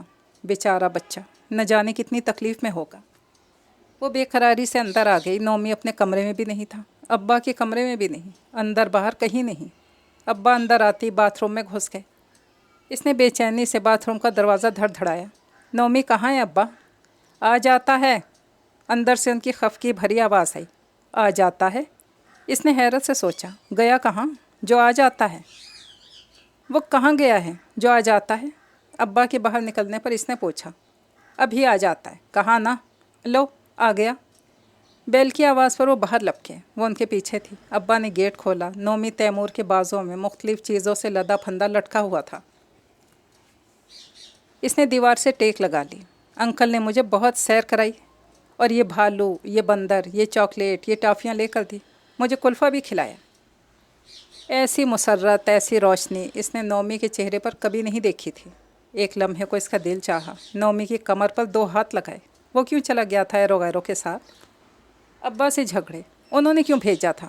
اور اس شخص کا گریبان پکڑ لے۔ ہاں، تمہیں کس نے حق دیا ہے بغیر پوچھے دوسروں کے بچے لیے اڑتے پھرو؟ اور پھر اس کو دھکے دے کر گھر سے باہر نکالتے۔ لیکن وہ نومی کے چہرے پر پھیلی مسرت کو کچھ دیر مزید دیکھنا چاہتی تھی۔ دوسرا، وہ اب کچھ مصلحت پسند بھی ہو چلی تھی۔ اس نے خاموشی سے نومی کو گود میں لے لیا۔ میں تو پریشان ہو گئی تھی میری جان، اندر آتے آتے اس سے کہہ رہی تھی۔ اس کی آنکھوں میں آنسو آ گئے۔ اپنے بیٹے کو چند لمحوں کی مسرت بھی نہیں دے سکتی تھی۔ نومی کو ابا کے پاس بٹھا کر وہ کچن میں چلی آئی۔ اس کے چائے بناتے بناتے تک بچے پڑھنے کے لیے آ گئے۔ چائے ڈائننگ ٹیبل پر رکھ کر وہ بچوں کی طرف متوجہ ہو گئی۔ وہ ابا سے روزانہ کی معمول کی گفتگو کر رہا تھا۔ شہر میں کتنے ڈاکے، کتنی چوریاں، کتنے قتل ہوئے۔ پھر ابا دوائیں کھانے کے لیے اٹھے۔ نومی بچوں کو اپنا بندر، بھالو دکھانے لگا تھا۔ میری سمجھ میں نہیں آتا تم ایسا کیوں کرتے ہو، حالانکہ تمہیں ایسا کرنے کا کوئی حق نہیں۔ وہ موقع کی منتظر تھی۔ موقع ملتے ہی براہ راست اس سے مخاطب ہوئی۔ اس وقت وہ بھول گئی تھی کہ دفتر میں وہ اس سے برتر عہدے پر کام کرتا تھا۔ کیا فائدہ ہوگا جو میں دلائل دوں کہ میں ایسا کیوں کرتا ہوں؟ تم پھر بھی نہیں مانو گی، لیکن یقین کرو کہ میں تمہارے بیٹے کو اغوا نہیں کروں گا۔ میں تو صرف اسے اس میں سے کچھ دینا چاہتا ہوں جو اس کا حق ہے۔ اس نے اطمینان سے جواب دیا، لیکن میں تمہیں اپنے لیے مزید مشکلات پیدا کرنے کی اجازت نہیں دوں گی۔ اس نے بغیر دیکھے ایک بچے کی کاپی پر کراس لگاتے ہوئے کہا۔ تو ٹھیک ہے، منع کر دو اس کو، نہ آیا کرے میرے پاس، نہ بات کیا کرے مجھ سے۔ تم اس کو منع کر دو گی تو میں زبردستی تو نہیں کر سکتا، لیکن پھر اس کی مایوس اور کم قسمت زندگی کی تم پوری ذمہ دار ہوگی۔ تب میں یہ شک کرنے پر حق بجانب ہوں گا تم اس کی سگی ماں ہو بھی یا نہیں۔ اس نے ابا کو دیکھ کر اپنی پھیلی ٹانگیں سمیٹتے ہوئے کہا۔ اس رات نومی دیر تک اسے اپنی سیر کے قصے سناتا رہا، ایک جگہ کی تفصیل، ہر اس چیز کی جزیات جو اس نے دیکھی تھی۔ وہ اتنا خوش تھا کہ اسے اپنی چوٹ تکلیف کا ذرہ بھر احساس نہیں رہا تھا۔ وہ اسی طرح مسرور اور مطمئن سو گیا۔ آدھی رات کو مہر کو ابا کی کراہنے کی آواز آئی۔ وہ ننگے پاؤں ادھر بھاگی۔ ابا کو استھما کا شدید اٹیک ہوا تھا۔ بستر پر بے قراری سے کروٹیں بدل رہے تھے۔ ان کو سانس لینے میں شدید دقت ہو رہی تھی۔ اس کے سائڈ ٹیبل پر پڑی کارٹیز وینس اٹھا لی۔ انہوں نے ہاتھ کے اشارے سے منع کر دیا۔ نہ جانے وہ کیا کہنا چاہتے تھے، سانس لینے میں دشواری کی وجہ سے کہہ نہیں پا رہے تھے۔ اب تک ان کو کبھی ایسا اٹیک نہیں ہوا تھا، اگرچہ وہ اپنے چیک اپ، دوائیوں کے معاملے میں بہت باقاعدگی سے کام لیتے تھے، لیکن کھانے پینے میں احتیاط ان کے اختیار سے باہر تھی۔ یہ غالباً رات کے کھانے میں بے احتیاطی کا نتیجہ تھا۔ جو بھی تھا، صورتحال مہر کے لیے بے حد پریشان کن اور انہونی تھی۔ ابا اپنے ڈاکٹر کے پاس بھی خود ہی جاتے تھے، وہ تو اس کا پتہ یہ فون نمبر تک نہیں جانتی تھی۔ 10 منٹ اس نے یوں ہی ششتر گزار دیے۔ ایک اور حملے نے انہیں دوہرا کر دیا۔ وہ جیسے ہوش میں آ گئی۔ ابا کی ٹیلی فون ڈائری میں تیمور کا نمبر بہت غیر اہم سی جگہ پر لکھا ہوا تھا۔ اسے خود پتہ نہیں تھا کہ اس مشکل وقت میں اس نے صرف اس کا نمبر ہی کیوں ڈھونڈا اور یہی نمبر کیوں ملایا۔ ٹیلی فون کی گھنٹی 3 منٹ تک بجتی رہی۔ وہ مایوس ہو کر ریسیور رکھنے ہی کو تھی کہ نیند میں ڈوبی آواز ابھری۔ میں مہر ہوں، ابا کی طبیعت۔ گھبراہٹ اور پریشانی سے اس کی آواز نہیں نکل پا رہی تھی۔ میں ابھی آتا ہوں، تم پچھلا دروازہ کھولو۔ وہ جیسے یکدم جاگ گیا، پھر خود ہی سب کچھ سمجھ گیا۔ ٹیلی فون بند کر کے ایک لمحے کو اسے تعصب، شرمندگی محسوس ہوئی۔ ابا کی آواز کے دوبارہ سے اس کو اپنی جانب کھینچ لیا۔ پلنگ کی پٹی کو مضبوطی سے پکڑتے، پھر ان کی گرفت ڈھیلی ہو جاتی۔ ان کی آنکھوں کی عجیب سی حالت تھی۔ ان کے ہاتھ اور پاؤں ملتے ملتے اس کا چہرہ تر ہو گیا۔ اسے تنہائی، بے چارگی کا شدید احساس ہونے لگا۔ پھر پچھلے دروازے پر تیز دستک ہونے کی آواز آئی۔ یوں یکدم دروازہ کھول دینا حماقت ہی تھی، لیکن گھبراہٹ میں اس نے بغیر دریافت کیے دروازہ کھول دیا۔ وہ اندر گھستے ہی ابا کے کمرے کی طرف لپکا۔ وہ دروازے سے ٹیک لگائے اس کو دیکھتی رہی۔ اس نے ابا کے ساتھ سائڈ ٹیبل کے دراز سے پیتھاڈن کا انجیکشن اور ڈسپوزیبل سرنج نکال لی اور انجیکشن سرنج میں بھر کر اس نے سرنج ابا کے بازو میں گھونپ دی۔ ساتھ ہی وہ دبی آواز میں ان کو حوصلہ بھی دے رہا تھا۔ دروازے کے ساتھ لگی مہر کو اپنے سامنے کے منظر نامہ پر اعتبار نہیں رہا تھا۔ نہ جانے کیوں اس کے دل میں عجیب مایوس کن خیالات آ رہے تھے۔ انجیکشن ختم ہوا تو اس نے خالی سرنج ڈسٹ بن میں پھینک دی۔ خود ان کو آہستہ آہستہ دبانے لگا۔ گھنٹہ 1.5 گھنٹہ گزر گیا، مہر کو یوں ساکت کھڑے اور اس کو ابا کو دباتے دیکھتے ہوئے۔ ابا کی حالت بہتر ہو رہی تھی۔ آہستہ آہستہ وہ پست ہو کر سو گئے۔ اٹھ کر اس کی طرف آ گیا۔ میرا خیال تھا کہ تم بہت بہادر ہو، تم تو میرے اندازے کے برعکس اتنی کم ہمت نکلی۔ اس کے حلق سے آواز نہیں نکل رہی تھی، آنکھوں سے پانی بہے جا رہا تھا۔ لگتا ہے تمہاری اپنے ابا کے ساتھ کوئی خاص انڈرسٹینڈنگ نہیں، ورنہ یہ انجیکشن اور سرنج انہوں نے ایسے ہی ہنگامی حالات کے لیے رکھے ہوئے ہیں۔ مجھے تو انہوں نے ایک روز یہی بتایا تھا، وہ کہتا رہا۔ وہ ہاتھ کے اشارے سے غالباً اس کو یہی بتا رہے تھے۔ اگر اس کو پتہ چل بھی جاتا تو کیا ہوتا؟ اس کو انجیکشن لگانے کی الف بے بھی نہیں آتی تھی۔ آپ کا بہت شکریہ۔ اس نے دوپٹے سے آنکھیں اور ناک پونچھی۔ جعفری صاحب کی فیملی یہاں نہیں، ورنہ میں آپ کو تکلیف نہ دیتی۔ اس کا لہجہ خود بخود احسان مندانہ اور نرم ہو گیا، جبکہ فون کرتے وقت اسے قطعی یاد نہیں تھا کہ جعفری صاحب آج کل یہاں نہیں ہیں۔ اب اگر بلا ہی لیا تھا تو جواز ڈھونڈنے کی کیا ضرورت ہے؟ میں نے آ کر تم پر کوئی احسان نہیں کیا، ہاشمی صاحب کا حق دوستی ضرور نبھایا ہے۔ اس نے دروازے کی طرف چلتے ہوئے کہا۔ اب یہ صبح ذرا دیر تک سوتے رہیں گے، پھر ان کو ہاسپٹل لے جانا ضروری ہوگا۔ میں لے جاؤں گا آ کر۔ دروازے تک پہنچا اور ہاں، باہر جاتے جاتے پھر پلٹ آیا۔ دفتر آنے کی آج کوئی ضرورت نہیں، کوئی تم سے نوکری چھین کر نہیں لے جائے گا۔ لگتا ہے یہ دورہ تمہارے سامنے ان پر پہلی بار پڑا ہے، اس لیے گھبرا گئی۔ ایسے حالات کا تجربہ ہونا چاہیے۔ چھٹی کی درخواست صبح مجھے ہی دے دینا، میں بغیر کسی رد و قط کے منظور کر لوں گا۔ مہر کو اس کے باہر نکلتے دانت زہر لگتے تھے۔ اب تو اس کو موقع ملے گا مزید پاؤں پھیلانے کا۔ اس نے جانے کے بعد اس نے سوچا، اگرچہ اس نے اس کو خود فون کر کے بلایا تھا، مگر اس کے جاتے ہی اس پر خفت غصے کا دورہ سا پڑا۔ جس کے زبردستی اپنے گھر گھس آنے پر وہ بیزار تھی، اس نے خود اس کو اپنے گھر کے معاملے میں براہ راست کیوں شامل کیا تھا؟ اب یہ سوچ اور افسوس بیکار تھا۔ مگر رات کے باقی حصے میں ابا کے قریب بیٹھ کر جاگتے سوئے بے وجہ یہ احساس شرمندگی سے جکڑے رہا۔ پھر 3 دن تک اس کا معمول یہی رہا۔ وہ سپہر کے وقت آتا، ابا کو ڈاکٹر کے پاس لے جاتا، واپسی پر شام تک ادھر ہی بیٹھا رہتا۔ نومی اپنے ٹانکے لگے ماتھے اور ٹھوڑی سمیت اس کے کندھوں پر سوار ہو جاتا۔ ابا اس کے احسان مند ہو چکے تھے، اس کے کڑے وقت میں ان کی مدد کی تھی۔ وہ اس کی تعریف میں لرزت بلسان رہتے، ان کو رات کے کھانے پر بسط اسرار ٹھہراتے۔ بیچارہ اکیلا رہتا ہے، گھر پر خود کھانا بناتا ہے، وہ جواز پیش کرتے۔ ان 3 دنوں میں وہ یوں اس گھر کے ماحول میں بس گیا گویا سدا کا یہیں کا رہنے والا تھا۔ مہر نے احتجاج غصے کے طور پر اپنے اندر ابلنے والے الفاظ اندر ہی دفن کر دیے۔ اپنی پچھلی زندگی کے برعکس اب اس میں حالات کی نوعیت کو سمجھنے اور برداشت کرنے کی قوت آتی جا رہی تھی۔ تمہیں غصہ تو خوب آتا ہوگا میری ڈھٹائی پر۔ ایک شام اس نے براہ راست اس کو بہت دنوں کے بعد مخاطب کیا۔ جب خود ہی اس کو ڈھٹائی کہتے ہو تو میرے غصے کے بارے میں دریافت کرنے کی کیا ضرورت ہے؟ اس نے ایک بچے کی کاپی پر مسنگ ورڈز لکھتے ہوئے سنجیدگی سے جواب دیا۔ تم نے کبھی سوچا نہیں میں ایسا کیوں کرتا ہوں؟ میں کیا چاہتا ہوں؟ میری سمجھ میں کبھی نہیں آئے گا کہ تم کیا چاہتے ہو۔ اس نے سر ہلایا۔ اگر میں یہ کہوں میں تمہیں چاہتا ہوں یا تمہیں خوش دیکھنا چاہتا ہوں، تم یقیناً میرا سر پھاڑ ڈالو گی۔ نہیں، اب مجھے احمقانہ بے تکی باتوں پر غصہ نہیں آتا، آنا بھی نہیں چاہیے۔ ویسے میں اتنا احمق اور بے تکا ہوں بھی نہیں۔ اس سال کے آغاز میں میں نے پچھلی لائن والا گھر خریدا تھا۔ جن دنوں میں شفٹنگ کے کام پلٹا رہا تھا، میں نے اس لین میں سے گزرتے ہوئے اس گھر کی سیڑھیوں پر ایک بچے کو سراپا انتظار بنے کھڑے دیکھا۔ اس بچے کو دیکھ کر مجھے بہت کچھ یاد آ گیا۔ ہاں، وہ ذرا پیچھے ہٹ گیا۔ ہاں، کبھی میں بھی اسی طرح کسی کے لیے سراپا انتظار بنا کھڑا رہتا تھا۔ پھر میں نے جاننا چاہا کہ وہ کون ہے جس کا انتظار کرتا ہے۔ اس کھوج میں مجھے تم نظر آئیں۔ مجھ میں اور نومی میں یہی تو فرق تھا کہ میں اپنے باپ کا انتظار کرتا تھا اور یہ تمہارا، اپنی ماں کا۔ وہ کسی داستان گو کی طرح جاری تھا۔ اس نے ساتھ والے کمرے میں جھانکا۔ ابا بڑے شوق سے ٹی وی کلینک دیکھ رہے تھے۔ تمہیں دیکھ کر میں بہت حیران ہوا، تم سے میری شناسائی خاصی پرانی ہے، وہ اپنی بات کہتا رہا۔ اس نے حیرت سے اس کو دیکھا۔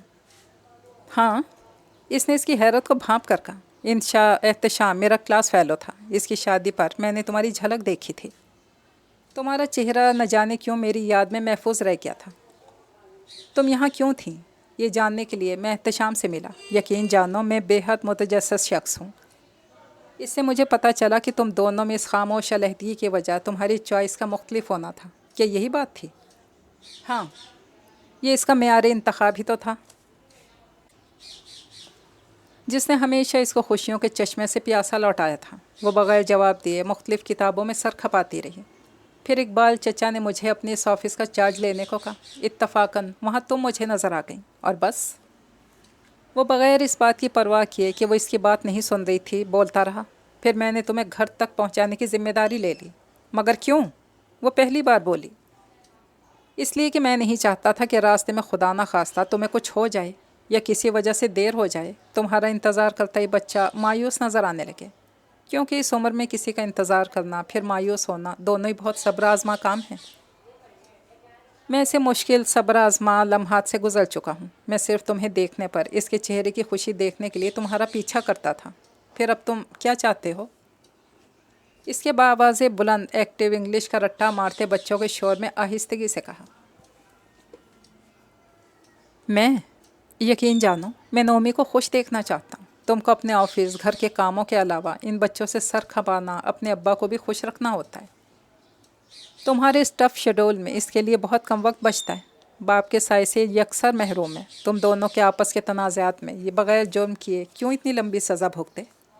نہ اس کا کوئی دوست ہو، نہ تفریح کا کوئی اور ذریعہ۔ کیوں؟ آخر کیوں؟ اس کی آواز بلند ہو گئی۔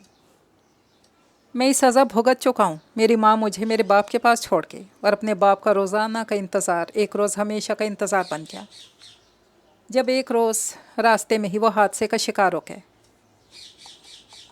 میں نے بچپن کی خوشیوں سے محروم ایک اذیت ناک دور گزارا ہے۔ میں اس کی تکلیف کو جانتا ہوں۔ میں اب تمہارے بیٹے کو اس طرح محروم نہیں دیکھنا چاہتا تھا۔ میں نے تمہارے ابا سے اسی لیے دوستی کی، بقول تمہارے زبردستی تمہارے گھر میں گھس آیا۔ میں تم سے معذرت خواہ ہوں، مگر کیا تم میری ایک بے ضرر سی خوشی کے لیے مجھے معاف نہیں کرو گی؟ میں جانتا ہوں زیادتی ہے، ایک انچاہے شخص کو بیکار میں برداشت کیے جانا بہت مشکل ہے، مگر پلیز تم مجھے زیادتی پر معاف کر دینا۔ وہ اسے سکتے کے عالم میں چھوڑ کر اٹھ کھڑا ہوا۔ اس کے جانے کے بعد مہر کی سمجھ میں نہیں آیا کہ اس کی باتوں کو ہمیشہ کی طرح محض بکواس سمجھے یا سچ جان لے۔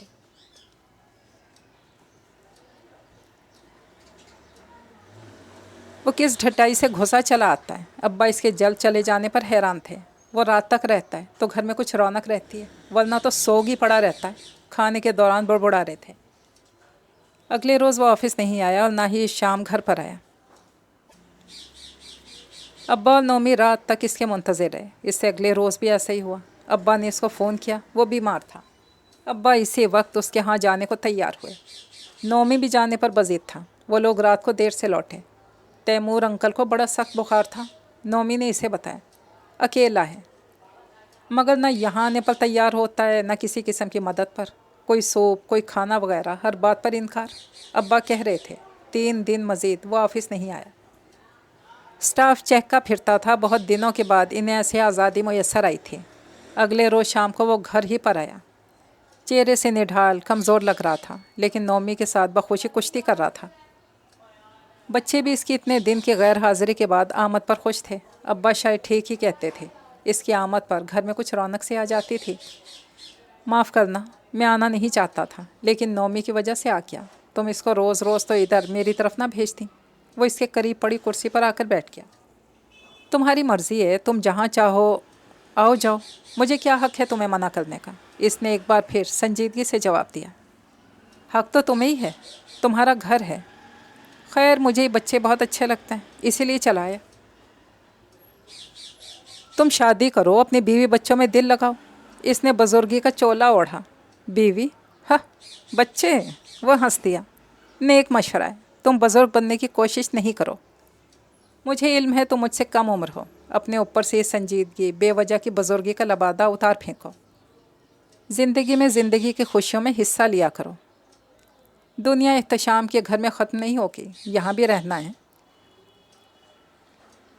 ہاں ایسا ہوتا ہے. پھر اس نے کہنا شروع کیا، بیزار کن حالات سے انسان جب مکمل طور پر تنگ آ جاتا ہے تو لوگ اس کو جھنجھوڑ کر زندگی کی دل فریبی کا یقین دلانے لگتے ہیں. حالانکہ اگر اسے یقین آ جائے تو بھی اس کے لیے اس دل فریبی میں کوئی کشش باقی نہیں رہ جاتی. تمہارا خیال غلط ہے. اس نے ایک بچے کو رنگ سے باہر نکالتے ہوئے کہا. اگر انسان کوشش کرے تو پھر اس کو چھوٹی چھوٹی باتوں ہی سے زندگی کی دل فریبی کا یقین آ سکتا ہے.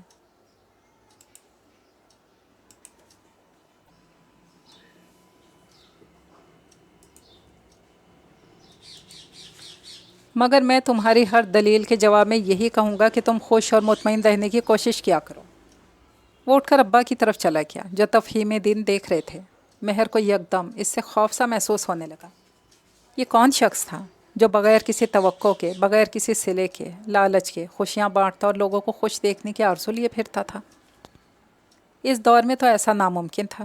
جس روز سے اس نے مہر کو یہ بتایا تھا کہ وہ احتشام کا دوست تھا، اسے اس سے اور بھی چڑ ہو گئی تھی. آج اس کے کمزور آواز اور بلا معاوضہ مشورے اس کو حیران کرنے لگے تھے. یہ اپنی ذات کے بارے میں اپنے لیے کیوں نہیں سوچتا؟ اب کچھ عرصے سے اس نے تیمور کا معاملہ بھلا دینے کا فیصلہ کر لیا تھا. وہ گھر میں آتا ہے، آتا رہے. ابا اور نومی سے گپے لگاتا رہے. آفس میں تو وہ اس سے شناسائی کا دعوے دار نہیں ہوتا تھا. وہاں اس کا رویہ افسر اور ماتحت کا سا ہی ہوتا تھا. پھر وہ اس کا کیا بگاڑتا تھا؟ ہاں اس کو اس سے جو چڑ شروع سے ہو گئی تھی اس کا وہ علاج نہیں کر سکتی تھی. اس لیے اس نے اس کے معمولات پر سوچنا ہی چھوڑ دیا تھا. لیکن اس کے مشورے سننے کے بعد اس نے اس کی طرف ذرا سی توجہ دی. اس نے اپنے اور نومی کے درمیان مماثلت کی جو کہانی سنائی تھی اس کی تصدیق ابا سے ہو گئی. واقعی تنہا تھا. واقعی وہ اقبال حسن صاحب کا بھتیجا تھا. اقبال حسن صاحب جو حسن گروپ کے مینیجنگ ڈائریکٹر تھے اور سٹاف میں بیچلرز کے نام سے جانے جاتے تھے. انہوں نے ہی اس کو پالا تھا اور انہوں نے ہی اس کو یہاں بھیجا تھا. یہ بات آفس میں ذرا سی سنگن دینے پر مل گئی.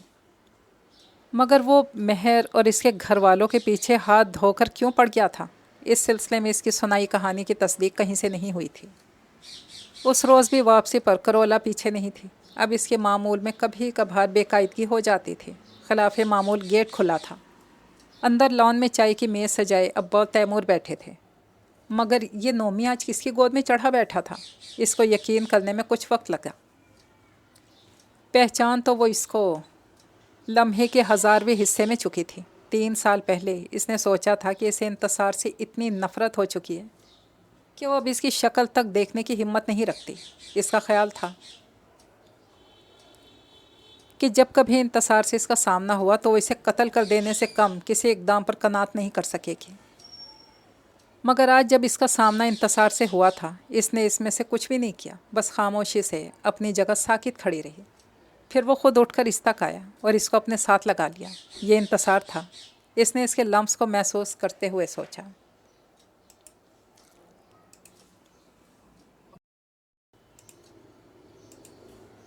جو جاتے وقت اس سے مل کر بھی نہیں گیا تھا وہ اسے ساتھ لگائے اپنی جگہ تک آ گیا. وہ اس سے علیحدہ ہو کر ساتھ والی کرسی پر بیٹھ گئی. اس کی آنکھیں بے یقینی کے ساتھ سامنے جمی تھیں. آج دیر ہو گئی تمہیں؟ ابا کے لہجے میں خوشی چھلک رہی تھی. ہاں آج کام بھی بہت تھا. اس نے خود پر قابو پا کر تیمور کی طرف دیکھتے ہوئے کہا. معلوم نہیں.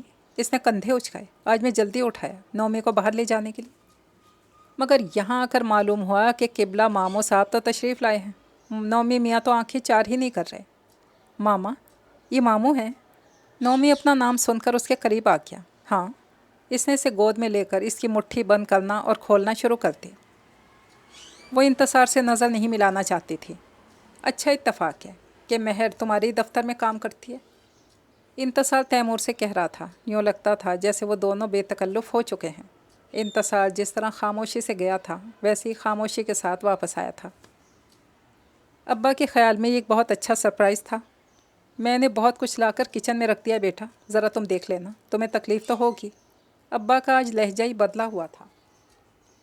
خاموشی سے اٹھ کر اندر آ گئی۔ اس کے سمجھ میں نہیں آ رہا تھا کہ اس نئی سچویشن کو کیسے ہینڈل کرے۔ کچن میں مختلف برتنوں میں کھٹ پٹ کرتی سوچتی رہی۔ ابا نے پڑھنے کے لیے آئے بچوں کو باہر سے ہی بھگا دیا۔ آج کوئی پڑھائی وڑھائی نہیں، آج مس نہیں ہے۔ ان کی آواز باہر سے آ رہی تھی۔ کھانا بنا کر بھی وہ اندر ہی بیٹھی رہی۔ نومی کے چہکنے کی آوازیں آ رہی تھیں۔ پھر وہ تینوں اٹھ کر اندر آ گئے۔ تیمور چائے کے برتنوں کی ٹرے اٹھائے کچن میں آ گیا۔ آج بھی ویسے ہی خاموش بیٹھی ہو؟ آج تو تمہیں خوش ہونا چاہیے۔ لگتا ہے خوش ہونا بھول ہی گئی۔ چلو آج میں جلدی کھسک جاتا ہوں، اسی بات پر خوش ہو جاؤ۔ وہ اس کا سوتا چہرہ دیکھ کر بولا اور باہر نکل گیا۔ بیٹھو یار، کھانا کھا کر جانا، انتصار کی آواز آئی، مگر وہ مجھے ایک ضروری کام ہے کہتا باہر نکل گیا۔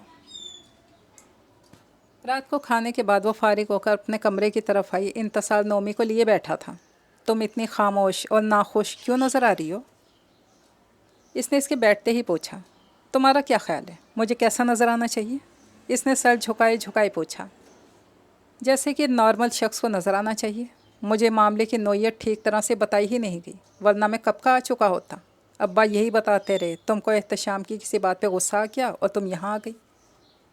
تم کو چاہیے تھا کہ تم خود مجھے لکھتی۔ دیکھو نا، میں بغیر وجہ کہ تم سے اتنا عرصہ ناراض رہا۔ اگر اب بھی میں ابا کی طبیعت کا سن کر نہ آتا تو مجھے علم نہ ہوتا۔ آج جو باتیں ابا نے مجھے بتائیں یہی پہلے بتا دیتے، شاید یہ معاملہ اتنی دیر تک نہ لٹکتا رہتا۔ ابا جن باتوں کو معمولی سمجھ رہے ہیں مجھے معلوم ہے کتنی اہم ہے۔ تم فکر نہیں کرو، میں آ گیا ہوں نا، جلدی احتشام سے ملوں گا۔ اس نے چھوٹتے ہی یہ بات چھیڑ دی۔ کوئی ضرورت نہیں، کوئی فائدہ نہیں۔ سر جھکائے سوچتی رہی۔ تم کو کیا کہ کیا ہوا؟ تم تو مجھے بوجھ کی طرح اتار پھینکا تھا۔ تم کو اس سے کیا کہ سر سے اتارے بوجھ کے ساتھ آگے کیا ہوا؟ اب تم سو جاؤ، تھک چکی ہوگی۔ نومی کو پیار کر کے اٹھ گیا۔ انتصار نے آ کر گھر میں عجیب ہلچل سی مچا دی۔ سارا وقت گھر میں ہنگامہ برپا رہتا۔ باہر جاتا تو نومی کو ساتھ لیے جاتا۔ واپسی پر نومی کی آواز اس سے بلند ہوتی۔ دونوں آگے پیچھے دوڑتے بھاگتے شور مچاتے۔ نومی مہر کو تقریباً بھول سا ہی گیا۔ انتصار کے آنے کے بعد مہر کو اس گھر میں رہنا عجیب سا لگنے لگا۔ اس کمرے میں یہ پردے، اس کمرے میں وہ فرنیچر کیوں ہے؟ وہ کہتا جاتا اور چیزوں کے پوزیشنز بدل دیتا۔ پرانی سیٹنگ اس نے کی تھی۔ اسی تبدیلیاں پریشان کرنے لگیں۔ اس نے ٹیوشن کے لیے آنے والے بچوں کو منع کر دیا۔ کیا ضرورت ہے پڑھانے کی، بیکار کا شور، اس نے کہا تھا۔ ہاں یہ ابا کا گھر تھا، انتظار کا گھر تھا۔ اس کو کیا حق تھا یہاں وہ کرنے کا جو ان کو پسند نہیں تھا؟ وہ ہر تبدیلی، ہر لفظ کو خاموشی سے سہتی رہی۔ اسے اپنے لیے اور نومی کے مستقبل کے لیے سوچنے کو کچھ وقت چاہیے تھا۔ احتشام کے گھر سے جب وہ یہاں آئی تھی تو اس سے بڑی جائے پناہ کوئی اور نظر نہیں آتی تھی۔ ابا کے غصے اور بولنے کو وہ ان کی عادت سمجھ کر ٹال دیتی تھی، مگر انتصار کی آمد نے اس گھر کے جائے پناہ ہونے کا احساس ایک دم اس سے چھین لیا تھا۔ انتصار کی آمد کے بعد تیمور کی روٹین بھی بالکل بدل گئی۔ اب اس گاڑی آفس وین کے پیچھے کبھی دکھائی نہیں دیتی تھی۔ انتصار اپنے ساتھ اسے بھی لیے پھرتا۔ اس کو یہاں بہت سے کام کرنا تھے، یہ اس نے خود بتایا تھا، اور اس کے پاس وقت کم تھا۔ اب تیمور کی گاڑی اس کے زیر استعمال رہتی۔ ان سب کے شور ہنگامے میں مہر کو یوں محسوس ہوتا جیسے وہ بالکل تنہا رہ گئی تھی، کوئی اس کا اپنا نہیں تھا۔ حتیٰ کہ نومی بھی اس کو اجنبی سا لگنے لگا۔ وہ اس کے پاس نہانے، کپڑے بدلنے، جوتے پہننے کے لیے آتا۔ ساتھ میں اس کی تقریر جاری رہتی۔ ہم فلاں جگہ گئے، ہم نے فلاں چیز کھائی، تیمور انکل کہتے تھے تم کو فلاں اسکول میں داخل کرائیں گے۔ اس کا دل چاہنے لگا نومی کو لے کر یہاں سے بھاگ جائے، مگر کہاں جائے؟ اس کے پاس فی الحال کوئی دوسرا آپشن تھا ہی نہیں۔ پھر انتصار نے اس کے ساتھ ایک لمبی گفتگو کی۔ میرا نہیں خیال مہر کہ تم اور احتشام اکٹھے رہ سکتے ہو۔ واقعی میری غلطی تھی، میری کم عمری، ناتجربہ کاری کا نتیجہ۔ میں تم سے شرمندہ ہوں۔ دیر تک اسی قسم کی باتیں کرتا رہا۔ میں سوچتا ہوں کہ بجائے اس قصے کو لٹکانے کے کیوں نہ اس کو ختم ہی کر دیا جائے۔ تم کو اور نومی کو یکسوئی تو ہو۔ ویسے تیمور بہت اچھا لڑکا ہے، نومی سے شدید محبت کرتا ہے۔ تم کو بھی تنہا تو زندگی نہیں گزارنا نا، وہ کہہ رہا تھا۔ مہر کی آنکھوں میں وحشت اتر آئی۔ تمہیں کس نے یہ حق دیا انتصار کہ تم بار بار مجھے، میری زندگی کو داؤ پر لگاؤ؟ نہیں چاہیے مجھے زبردستی کے سہارے۔ میں خود بہت کچھ کر سکتی ہوں اپنے اور اپنے بیٹے کے لیے۔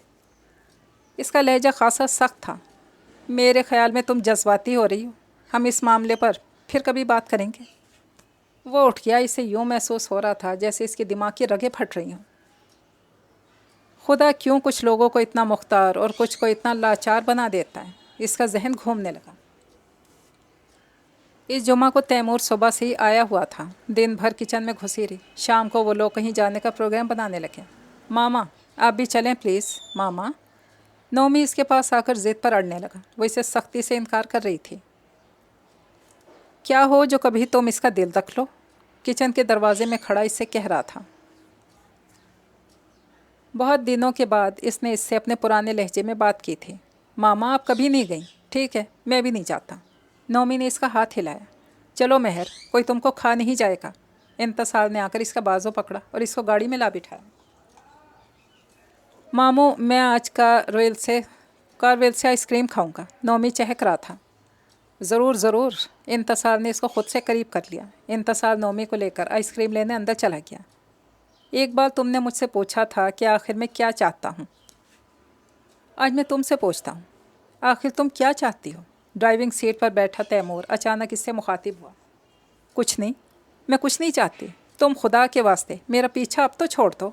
الفاظ بے بسی سے اس کے منہ سے پھسل گئے۔ اس کا کیا فائدہ ہوگا؟ تم جس طرح خود کو کراؤڈ سے بھاگتی ہو، دنیا سے، دنیا والوں سے، دنیا داری سے خوف زدہ ہو، ایسے ہی اپنے بیٹے کو بھی خوف زدہ کرو گی۔ میں بہت مشکل سے اسے زندگی کی طرف لایا ہوں، دوبارہ اسے خوف زدہ نہیں دیکھنا چاہتا۔ اس نے اطمینان سے کہا۔ تم کو اس سے کیا کہ میں تقریباً چلائی تھی۔ ہے مجھے ہے اس سے بہت کچھ۔ اس نے اس کی بات کاٹ دی۔ مجھے بہت کچھ تعلق ہے اس بات سے۔ اگر تم کچھ میرا نہ صحیح کسی اور ایسے شخص کا انتخاب کر لو جو نومی کو خوش رکھے، وہ اس کو مستقبل دینے کا وعدہ کرے جو اس کا حق ہے، تو یقین جانو میں خود سے پیچھے ہٹ جاؤں گا۔ اس نے نومی کی جھلک دیکھ کر چابی گھماتے ہوئے کہا۔ پھر وہ لوگ نومی کو فن لینڈ لے گئے۔ روشنیوں میں، جھولوں میں، لوگوں کے شور میں کس قدر خوش نظر آ رہا تھا، اوپر اڑتا ہوا، کھلکھلاتا ہوا۔ اس لیے تو وہ ان دونوں کا سایہ بنا پھرتا تھا۔ مہر سے اس کو کیا ملتا تھا؟ جھلاہٹ، ڈانٹ، چند پلاسٹک کے کھلونے۔ وہ کیوں وہاں کا رخ نہ کرے جہاں سے اسے خوشیاں ملتی تھیں؟ وہ کیوں اس کی طرف آئے جہاں سوائے مایوسی کے کچھ نہیں رکھا تھا؟ وہ بچہ تھا، پختہ ذہن کا آدمی نہیں تھا جو مصلحت کے تقاضوں کو سمجھتا ہو۔ نومی کے خوش مسکراتے چہرے کو دیکھتے وہ سوچتی رہی، کیا ایسی خوشی اسے صرف تیمور سے مل سکتی تھی؟ اس نے سوچا، نہیں، یہ تو ہرگز نہیں۔ اسے انتصار کے کیے یک طرفہ فیصلوں سے ضد سی ہونے لگی تھی۔ اس نے قریب کھڑے تیمور کو دیکھا۔ سگریٹ کے دھوئیں اڑاتا وہ اس کی طرف دیکھ رہا تھا، گویا کہنا چاہتا ہو، دیکھا میری بات غلط نہیں تھی۔ وہ بہت عرصے کے بعد یوں تفریح کے لیے نکلی تھی۔ اسے یہ بھی یاد نہیں تھا کہ آخری بار وہ ایسے کب باہر نکلی تھی۔ اگرچہ اس کا دماغ بوجھل تھا،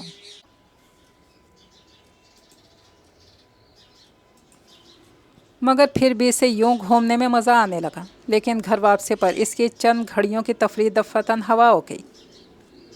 ابا کو میں اپنے ساتھ لے جاؤں گا۔ انتصار نے باتوں کے دوران اچانک خبر سنائی تھی۔ وہاں اس کو پسند آ گئی ہے نا ایک لڑکی، کہتا ہے خود چل کر میری اس کے ساتھ شادی کریں۔ میں تو سوچتا ہوں یہ گھر بیچ کر بس چلا ہی جاؤں۔ ابا خوش دلی سے تیمور کو بتا رہے تھے۔ ابا کچھ نہ صحیح نام کا سہارا تو تھے نا۔ پہلی بات سننے پر اس نے سوچا، دوسری بات نے اس کے رہے سہے حواس چھین لیے، گویا وہ دونوں مل کر اسے سزا دینا چاہتے تھے۔ ابا چلے جائیں گے، یہ گھر بیچ جائیں گے، سو اگر ان کو اس کا فیصلہ نامنظور ہے تو وہ خود اپنے لیے وہ سب کرتی پھرے جو وہ کر سکتی ہے۔ کوئی باپ، کوئی بھائی اس سے زیادہ ظالم ہوگا؟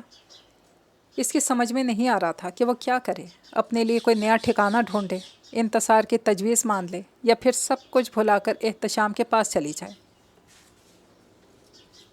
اگلے روز وہ آفس نہیں گئی۔ انتصار کے جانے کے بعد اس نے ابا کے کمرے میں جھانکا۔ خاموشی سے لیٹے ہوئے تھے۔ اس نے اپنے اور نومی کے چند جوڑے شولڈر بیگ میں ڈالے اور نومی کو لیے گھر سے باہر آ گئی۔ رات بھر کی سوچ نے اس سے ایک فیصلہ بالآخر کروا ہی دیا تھا۔ اس نے احتشام کے پاس جانے کا فیصلہ کر لیا تھا۔ اگر نومی کو باپ ہی کا سایہ چاہیے تھا تو کیوں نہ اپنے سگے باپ کے پاس جا کر رہے۔ وہ احتشام کو سمجھا لے گی، ہاں ہم مل کر بھی تو زندگی کی گاڑی چلا ہی سکتے ہیں اپنے بیٹے کی خاطر۔ احتشام گھر پر نہیں تھا، مگر اس کا ایک ملازم موجود تھا۔ مہر کو پہچانتا تھا۔ گھر کھلوا کر مالکانہ انداز میں گھومنے پھرنے لگی۔ नौमी लाउंज में पड़े मैगज़ीन देख रहा था। ठीक है, शायद यही घर मेरा मुकद्दर था। इसने खुद को तसल्ली दी। दोपहर के करीब एहतशाम घर आया। इसे देखकर हैरान नज़र आ रहा था। नौमी इसको हैरत से देख रहा था। इसकी अपने बाप से कोई शनासाई तो नहीं थी। हाँ मेहर, तुमने अच्छा किया, तुम खुद ही आ गई। फिर वो आगे बढ़ा। मैं खुद भी तुमसे मिलना चाह रहा था। वाकई ये ठीक है, हम एक दूसरे के लिए बने ही नहीं थे। इंतज़ार ठीक कहता है। तुमने भी ठीक ही कहा था। मैं भी इसी नतीजे पर पहुंचा हूँ। तुम्हारी वो सारी चीज़ें जो तुम यहाँ छोड़ गई थी वैसे ही पड़ी थी, मैंने इकट्ठी करवा दी हैं। वही लेने के लिए आई हो ना? वो कह रहा था, इससे ज़्यादा तज़लील और क्या हो सकती थी। शायद वो तज़लील का मफ़हूम ही भूल गई थी, इसलिए हैरत से इसका चेहरा देखती रही। मैं कागजात जल्दी भिजवा दूंगा, मैंने इंतसार से भी यही कहा था। और हाँ, उसकी तरह मुड़ा। तुम्हें याद है ना, तुम्हारे अब्बा ने हक महर शरई लिखवाया था। खाली नज़रों से उसे देखती रही। फिर न जाने उसमें इतनी हिम्मत कहाँ से आ गई, बोलने के काबिल हो गई। हाँ, मैं भी यही कहने आई थी। अब चलती हूँ। इसने नौमी का हाथ पकड़ा। इससे मिलोगे? नहीं, अगर मैंने इससे मिल लिया तुम्हारे लिए मुश्किल होगी। इस शख्स को इंसानी जज्बों और रिश्तों से कोई ताल्लुक़ था ही नहीं। खामोशी से नौमी को लिए बाहर आ गई। अब इसको कहाँ जाना है, क्या करना है? इसने आसमान की तरफ देखते हुए सोचा। एक नए सिरे से ज़िंदगी का आगाज़ करना होगा। अम्मा कहती थी, इंसान तकदीर से लड़ नहीं सकता, तकदीर से लड़ने का हौसला किसी किसी में होता है। फिर क्यों ना खामोशी से शिकस्त तस्लीम कर ली जाए। आज एहतशाम के पास आने का फ़ैसला करने से पहले इसी खामोशी से शिकस्त तस्लीम कर ली थी। इसका अपनी नज़रों में शर्मिंदा होना भी किसी काम नहीं आया था। लगता था क़ज़ा और क़दर इकट्ठा ही इसको आज़माने पर तुल गई थी। यकसोई से सोचना चाहती थी, लेकिन नौमी ने इसका नाक में दम कर दिया था। मामा इतनी बार बस क्यों बदल रही हैं? कभी इस बस पर, कभी उस बस पर। आप किसके पास गई थी? वो कौन थे? वो किसका घर था? इतनी देर हो गई, मामू और तैमूर अंकल तो आ भी चुके होंगे। वो बोले जा रहा था। वो इसे देखती रह गई। वो कितना बदकिस्मत बच्चा था जिसके बाप ने एक बार भी उसको गले से लगाने की ख्वाहिश नहीं की थी। सुबह घर से आते वक्त वो नया हौसला लेकर निकली थी। वापसी पर इसके हौसले वलवले नौमी की खातिर कुर्बानी के अहद चकनाचूर हो चुके थे। घर पर अब्बा अकेले ही थे। कहाँ गई थी? उन्होंने इसे देखकर पूछा। यूँ ही किसी से मिलने। किसी को भी बताना नहीं चाहती थी। ज़िंदगी के इस महाज पर इसके फेंके हथियार भी कबूल नहीं किए गए थे। वो किचन में ही थी जब इंतसार तैमूर वापस आए। आज मैंने ज़बरदस्त किस्म की ख़रीदारी की है, इंतसार की आवाज़ आई। इंतसार ने एहतशाम के साथ सारे मामलात सेटल किए और इसे बताया तक नहीं था। हर शख्स ही नाकाबिले एतबार है। वो तलखी से सोचती रही।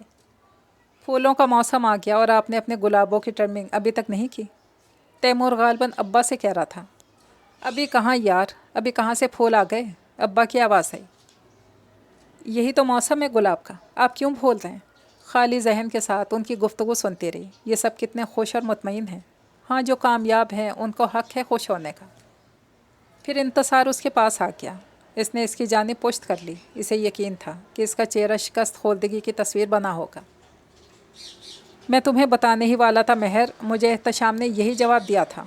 मैं सोच भी नहीं सकता था तुम इसके पास जाओगी, वरना तो तुम्हें पहले ही बता देता। वो जो ख़बर सबसे छुपाना चाहती थी वो तो नशर हो चुकी थी।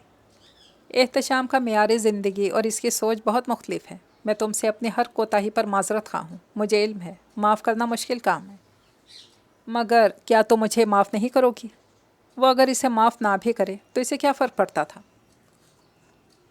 मुझे मालूम नहीं कि तुमने अपने लिए क्या सोचा है। मूढ़े पर बैठ गया। लेकिन यकीन जानो महर, मैंने तुमसे तैमूर के बारे में जो कहा बहुत खलूस नीयत सोच विचार के बाद कहा था। तैमूर से ज़्यादा बाप की शफ़क़त तो शायद एहतशाम भी इसको ना दे पाता। तैमूर तन्हा है, इसे नौमी की मायूस ज़िंदगी कबूल नहीं, इसीलिए वो इसका सहारा बनना चाहता है। मुझे अपने बेटे के लिए हमदर्दी की भीख नहीं चाहिए। जबकि इसको यकीन था तैमूर वाकई खलूस नीयत से आया था। कोई और इसकी तरह इतना मुस्तकिल मिजाज नहीं हो सकता था।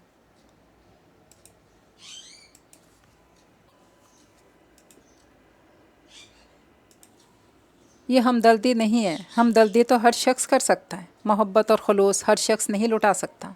ज़िंदगी किसी न किसी तरह गुजर ही जाती है। तुम भी गुजार लोगी। خود کو بیکار کی سزا دیے جانے کا کیا مقصد ہے؟ اگر خوشی کا چشمہ سامنے نظر آئے تو اس سے سیراب ہونے میں کیا حرج ہے؟ بے مقصد ضد کا کیا فائدہ؟ جبکہ اس ضد سے ایک معصوم زندگی پر بے حد اثر پڑے گا۔ نومی تیمور سے جتنا مانوس ہے اتنا تو شاید تم سے بھی نہیں رہا۔ اور پھر تم یہ کیوں سمجھتے ہو انتصار کہ میں خود اکیلی نومی کی زندگی بہتر نہیں بنا سکتی؟ وہ بچے بھی تو ہوتے ہیں جن کے باپ مر جاتے ہیں۔ مجھے اپنی زندگی کا کوئی فیصلہ تو خود کرنے دو۔ اس نے اس کی بات کاٹ دی۔ ہاں، وہ بچے بھی ہوتے ہیں جن کے ماں باپ مر جاتے ہیں۔ اگر ایسے بچے کو باپ کا سایہ میسر آ رہا ہو تو محض ایک ضد اور ایک قناع کی خاطر اس کو اس سائے سے محروم کر دینا گناہ نہیں ہے کیا؟ تمہارا مسئلہ یہ ہے کہ اس وقت تم صرف اپنی ذات میں محدود ہو کر سوچ رہی ہو۔ تمہیں تیمور برا لگتا ہے جبکہ اس کی کوئی خاص وجہ نہیں ہے۔ تمہیں میرا فیصلہ برا لگ رہا ہے جبکہ میں گزشتہ غلط فیصلے پر بارہا تم سے معافی مانگ چکا ہوں۔ اپنی ذات سے باہر نکل کر ماں بن کر سوچو۔ بچے کی زندگی میں کہیں کوئی خلا ضرور رہ جاتا ہے اگر اسے ماں یا باپ کسی ایک کا پیار میسر نہ ہو۔ یہ تیمور کا تجربہ ہے، اسی لیے وہ بہت خلوص سے ہاتھ بڑھانے آیا تھا۔ اگر آگے تمہاری مرضی میں تمہیں بھی ساتھ لے جا سکتا ہوں، نومی کو بھی، لیکن وہاں بھی تم کو اپنی زندگی خود بنانا پڑے گی۔ میں تمہاری خوشی اطمینان کا خواہش مند ہوں۔ اس نے بے یقینی سے انتصار کو دیکھا۔ ہاں مہر، میں تم کو خوش دیکھنا چاہتا ہوں۔ ایسا کیوں ہو کہ لوگ ایک دوسرے سے ملیں، دکھ سکھ بانٹیں، ہنسیں کھیلیں، مگر تم سب سے الگ تھلگ رہو؟ ایسا کیوں ہو مہر؟ جبکہ زندگی پر تمہارا بھی تو حق ہے۔ زندگی کو خود پر حرام نہ کرو۔ اپنی انا اور ضد کو بھلا کر اپنے لیے، اپنے بیٹے کے لیے فیصلہ کر ڈالو۔ یقین جانو تمہارا کوئی مذاق نہیں اڑائے گا۔ کوئی یہ نہیں کہے گا کہ اتنی اکڑ دکھاتی تھی، اب آئی نا سیدھے راستے پر۔ وہ ہنس رہا تھا۔ اس کو بہت عرصے کے بعد اس کی بات پر ہنسی آئی تھی۔ آ جاؤ یار، بہت تقریر ہو گئی۔ باہر سے تیمور کی آواز آئی۔ آؤ آج پھر گھومنے چلتے ہیں۔ انتصار اس کو ساتھ لگائے باہر آ گیا۔ واقعی بیکار کی ضد کا کیا فائدہ تھا؟ روز کی دیکھی سڑکیں، عمارتیں نہ جانے کیسے آج دل فریب لگ رہی تھیں۔ دنیا میں واقعی رنگ تھے، خوشیاں تھیں۔ لوگوں کو دیکھ کر اسے خیال آنے لگا یہ وہی گرے کرولا تھی جس میں وہ بیٹھی تھی اور جس سے وہ کچھ عرصے پہلے تک جی جان سے بیزار تھی۔ مگر آج اسی گرے کرولا کی ڈرائیونگ سیٹ پر بیٹھے شخص کی مسکراہٹ اسے موسم گل کی شہادت کیوں دینے لگی تھی؟ نومی کو اپنے ساتھ لگاتے ہوئے اس نے سوچا تھا۔ یہ خوبصورت سا ناول تو پہنچا اپنے اختتام تک۔ اجازت دیجیے، دعا میں یاد رکھیے گا۔ اللہ حافظ۔